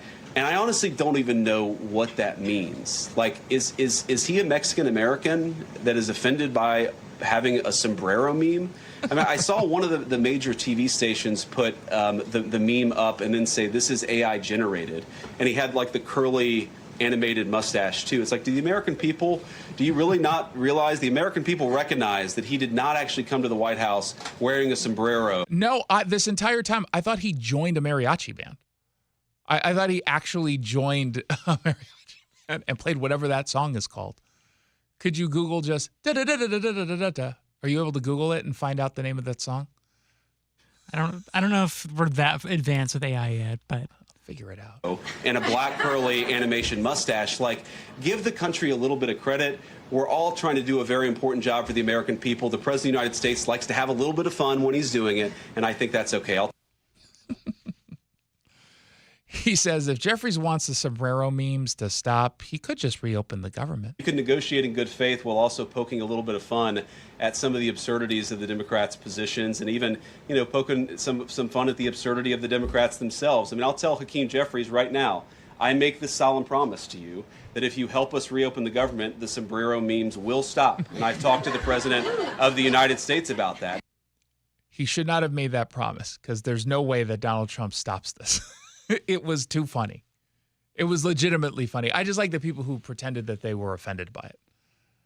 Oh, I can't believe the president would do something like this. It's so against the norms. Well, not for him. I thought it was funny. It was funny. It's a legitimate LOL. It was funny in kind of a sophomoric way. It was kind of stupid. 100%. This is not like highbrow humor. It was funny. It was funny. I legitimately laughed out loud when I saw it. I did a burst out laughing. I thought it was funny. It's not racist towards Hakeem Jeffries. Now, it could have been racist, I suppose, although you've got him standing next to Chuck Schumer. I don't know how you could it have been racist towards one but not the other. Chuck Schumer didn't say it was racist. Did he say that today? Not that I'm aware Right, of, I didn't see. He probably didn't even understand. He might have thought he did join a mariachi band. So we'll continue to keep an eye on this. Obviously, it's a big story, but as we said earlier, this is not going to reopen earlier than Friday. I mean, at the earliest of reopening, it'll be Friday because of the Jewish holiday tonight and just a little over an hour from now into tomorrow. So there are a lot of members of Congress who left D.C. for the high holy holiday of Yom Kippur. It's not going to change. It's going to be closed for a few. And Democrats will continue to posture. And again, as of right now, at least I'm not counting MSNBC, but like CNN, New York Times, they're at least playing it without blaming either side, even though the Democrats are 100% to blame. They're not leaning in on, this is the Republican shutdown. They're just not falling for that trap. Let's find out what else is trending. What's trending? The sports ball. So good news. Mariners are in the playoffs. Today we got the playoff schedule for at least the first two games, correct? One is on Saturday at 5. Either one. Either one or 5. Yeah. It depends on who they're playing. They play on Saturday at either 1:08 p.m. or 5:38 p.m. Again, depending on who wins, who they'll be facing. Well, the funny thing, it doesn't even depend on who they're playing. It just depends on who wins the New York-Boston series. Yes, excuse me. It depends on who was winning a game. On Sunday, the game's at 5:03, which I believe we're airing it on Seattle Red, which I love. I usually get upset. Not this time. This time I accept it. But there's a little bit of I don't know, this sounds kind of like a good problem to have unless you're stuck in it. The Mariners, Seahawks, and Sounders are all playing at home this weekend. Every single one is playing at home. And here's the worst part about the Sounders aspect in all of this, because I imagine some people are saying, I mean, how many people are going to a Sounders game? And fair enough. I mean, it still gets tens of thousands of people. They're playing Portland, which is the biggest rivalry in the league. So it drives like double the crowd. Yeah. Yes, and it's not just locals who are there are people who are flocking from Oregon to come to the game, which means we're definitely going to have more cars on the road. It's one thing to say Seattle Seahawks or Sounders fans probably aren't driving necessarily to the game. They're taking light rail or they're biking, because those are the people we're talking about. Their unicycle, yeah. Or with that big wheel in the front and the little one in the back, and they need a ladder to get on top. Whatever that is. That old-timey bicycle with their stupid mustaches. So it was made by the Wright brothers. Yes. It was because they were too stupid to realize maybe we should have normal size wheels. It'd be easier to get on. So there's going to be a lot of people from Oregon coming at the exact same time as folks are here for the Seahawks game, the Mariners game. Seahawks the next day. That game is at 1:05. It's going to be a mess. It's going to be a mess. This is a time where, as much as I don't normally say take light rail, it does make sense to take light rail in this instance. And I imagine there's going to be more security on hand. It'll be a little bit of a cleaner experience, and it'll be so packed with fans coming in, you're going to be fine. So if you, depending on obviously where it is you live, if you're, go to the Angle Lake stop in Angle Lake, or go to the Linwood Northgate stop in Seattle or Linwood, that makes sense for this. That makes sense. Or even just like park somewhere like in a different part of Seattle away from the stadium and get on. Even that would be better. I mean, 100. I'm saying do not bring your car into Pioneer Square SoDo downtown Seattle this weekend. And if you don't have to drive in the general area this weekend, don't. Just stay away as best as you can, because the second you end up going down there, it's gonna be a mess. But again, it'll be exciting. I feel like of all the times that you might not be annoyed by the traffic and the rush of people, it's probably for this. If you're a Mariners fan in particular, if you're a Sounders fan and you just like the Sounders, you're probably going to be annoyed. But if you're a Mariners fan, I feel like they're going to have a higher tolerance for some of the traffic pain because of the excitement around the game. And it's driving, relatively normal people, at least downtown, so that's good. Yeah. Mariners fans and Seahawks fans are normal. So it won't just be homeless people. Yeah. I mean, they might go to the Sounders game, if I'm being honest. But outside of that, that's great. Can you explain to me what's going on, I think it's tomorrow, with this skirmish match? Scrimmage? That thing? Yeah, they're holding two. I think one's... Both sold out. One's tomorrow, and I think the next one's on Friday. I think one was today. Or one was this afternoon. Yeah. What is this nonsense? It's basically they just want to have a scrimmage, so they have like a practice basically. Yeah, they have a week off, so they just want to try and shake off the rust. And they were allowing fans to attend because they wanted to for $10. Yeah, they wanted it to be as like a real game atmosphere, like as close to that as possible. Playing. They're playing each other. Yeah. Grateful nothing happened, but I would get so nervous about that, like getting hurt. Oh, that is baseball, so it's a little lower. Yeah, but this is not necessary. You can just do a normal practice, can't you? Yeah. Run some laps, throw some balls, have the coach out there with the catcher next to him, giving him the ball and doing a quick bunt. And then so do that. What are you playing a game for? They're not having their pitchers like pitch, right? They're not bringing the heat. I mean, maybe not like 100%. They're warming up. Maybe like 90%. You think it's even 90%? Yeah. If I'm out there, I'm going. I mean, they're probably only throwing 40. Like an inning at a time. So I'm it's going not like a huge 40 workload. tops. That's it. 40 miles per hour top. I'm throwing nothing but change-ups. That's it. I'm not risking anything. I'd be nervous. I'm weirdly excited for the Mariners, and I didn't follow the season. I only go when I get what are the seats called? Diamond Club. Yeah, when I get that, or I suite. do that. Or even the suite, it's beneath me at this point. I only do Diamond Club. Yeah. I'm feeling the energy in the air. The SoDo mojo. Yeah, sure, if that's what it is. That was actually led to a rash. We don't want to talk about that. 1-800-465-8770 for your text messages. 1-800-465-8770. The average used vehicle financing rate right now is like 11.87. That's insane. The Sunset Auto family is offering what might be the best used financing deal out there. Less than half the average rate, no payments for 90 days on all qualifying vehicles 2015 and newer, because you just get more at Sunset. And people do like that. SunsetAutoFamily.com. When we come back, Congressman Michael Baumgartner. Health insurance is broken, but it doesn't have to be. That's why Scan Health Plan was founded as a nonprofit, so we can create Medicare Advantage plans that focus on the real needs of seniors. We've been people first since 1977, and we're here to make Medicare work hard for you, because you deserve more than a broken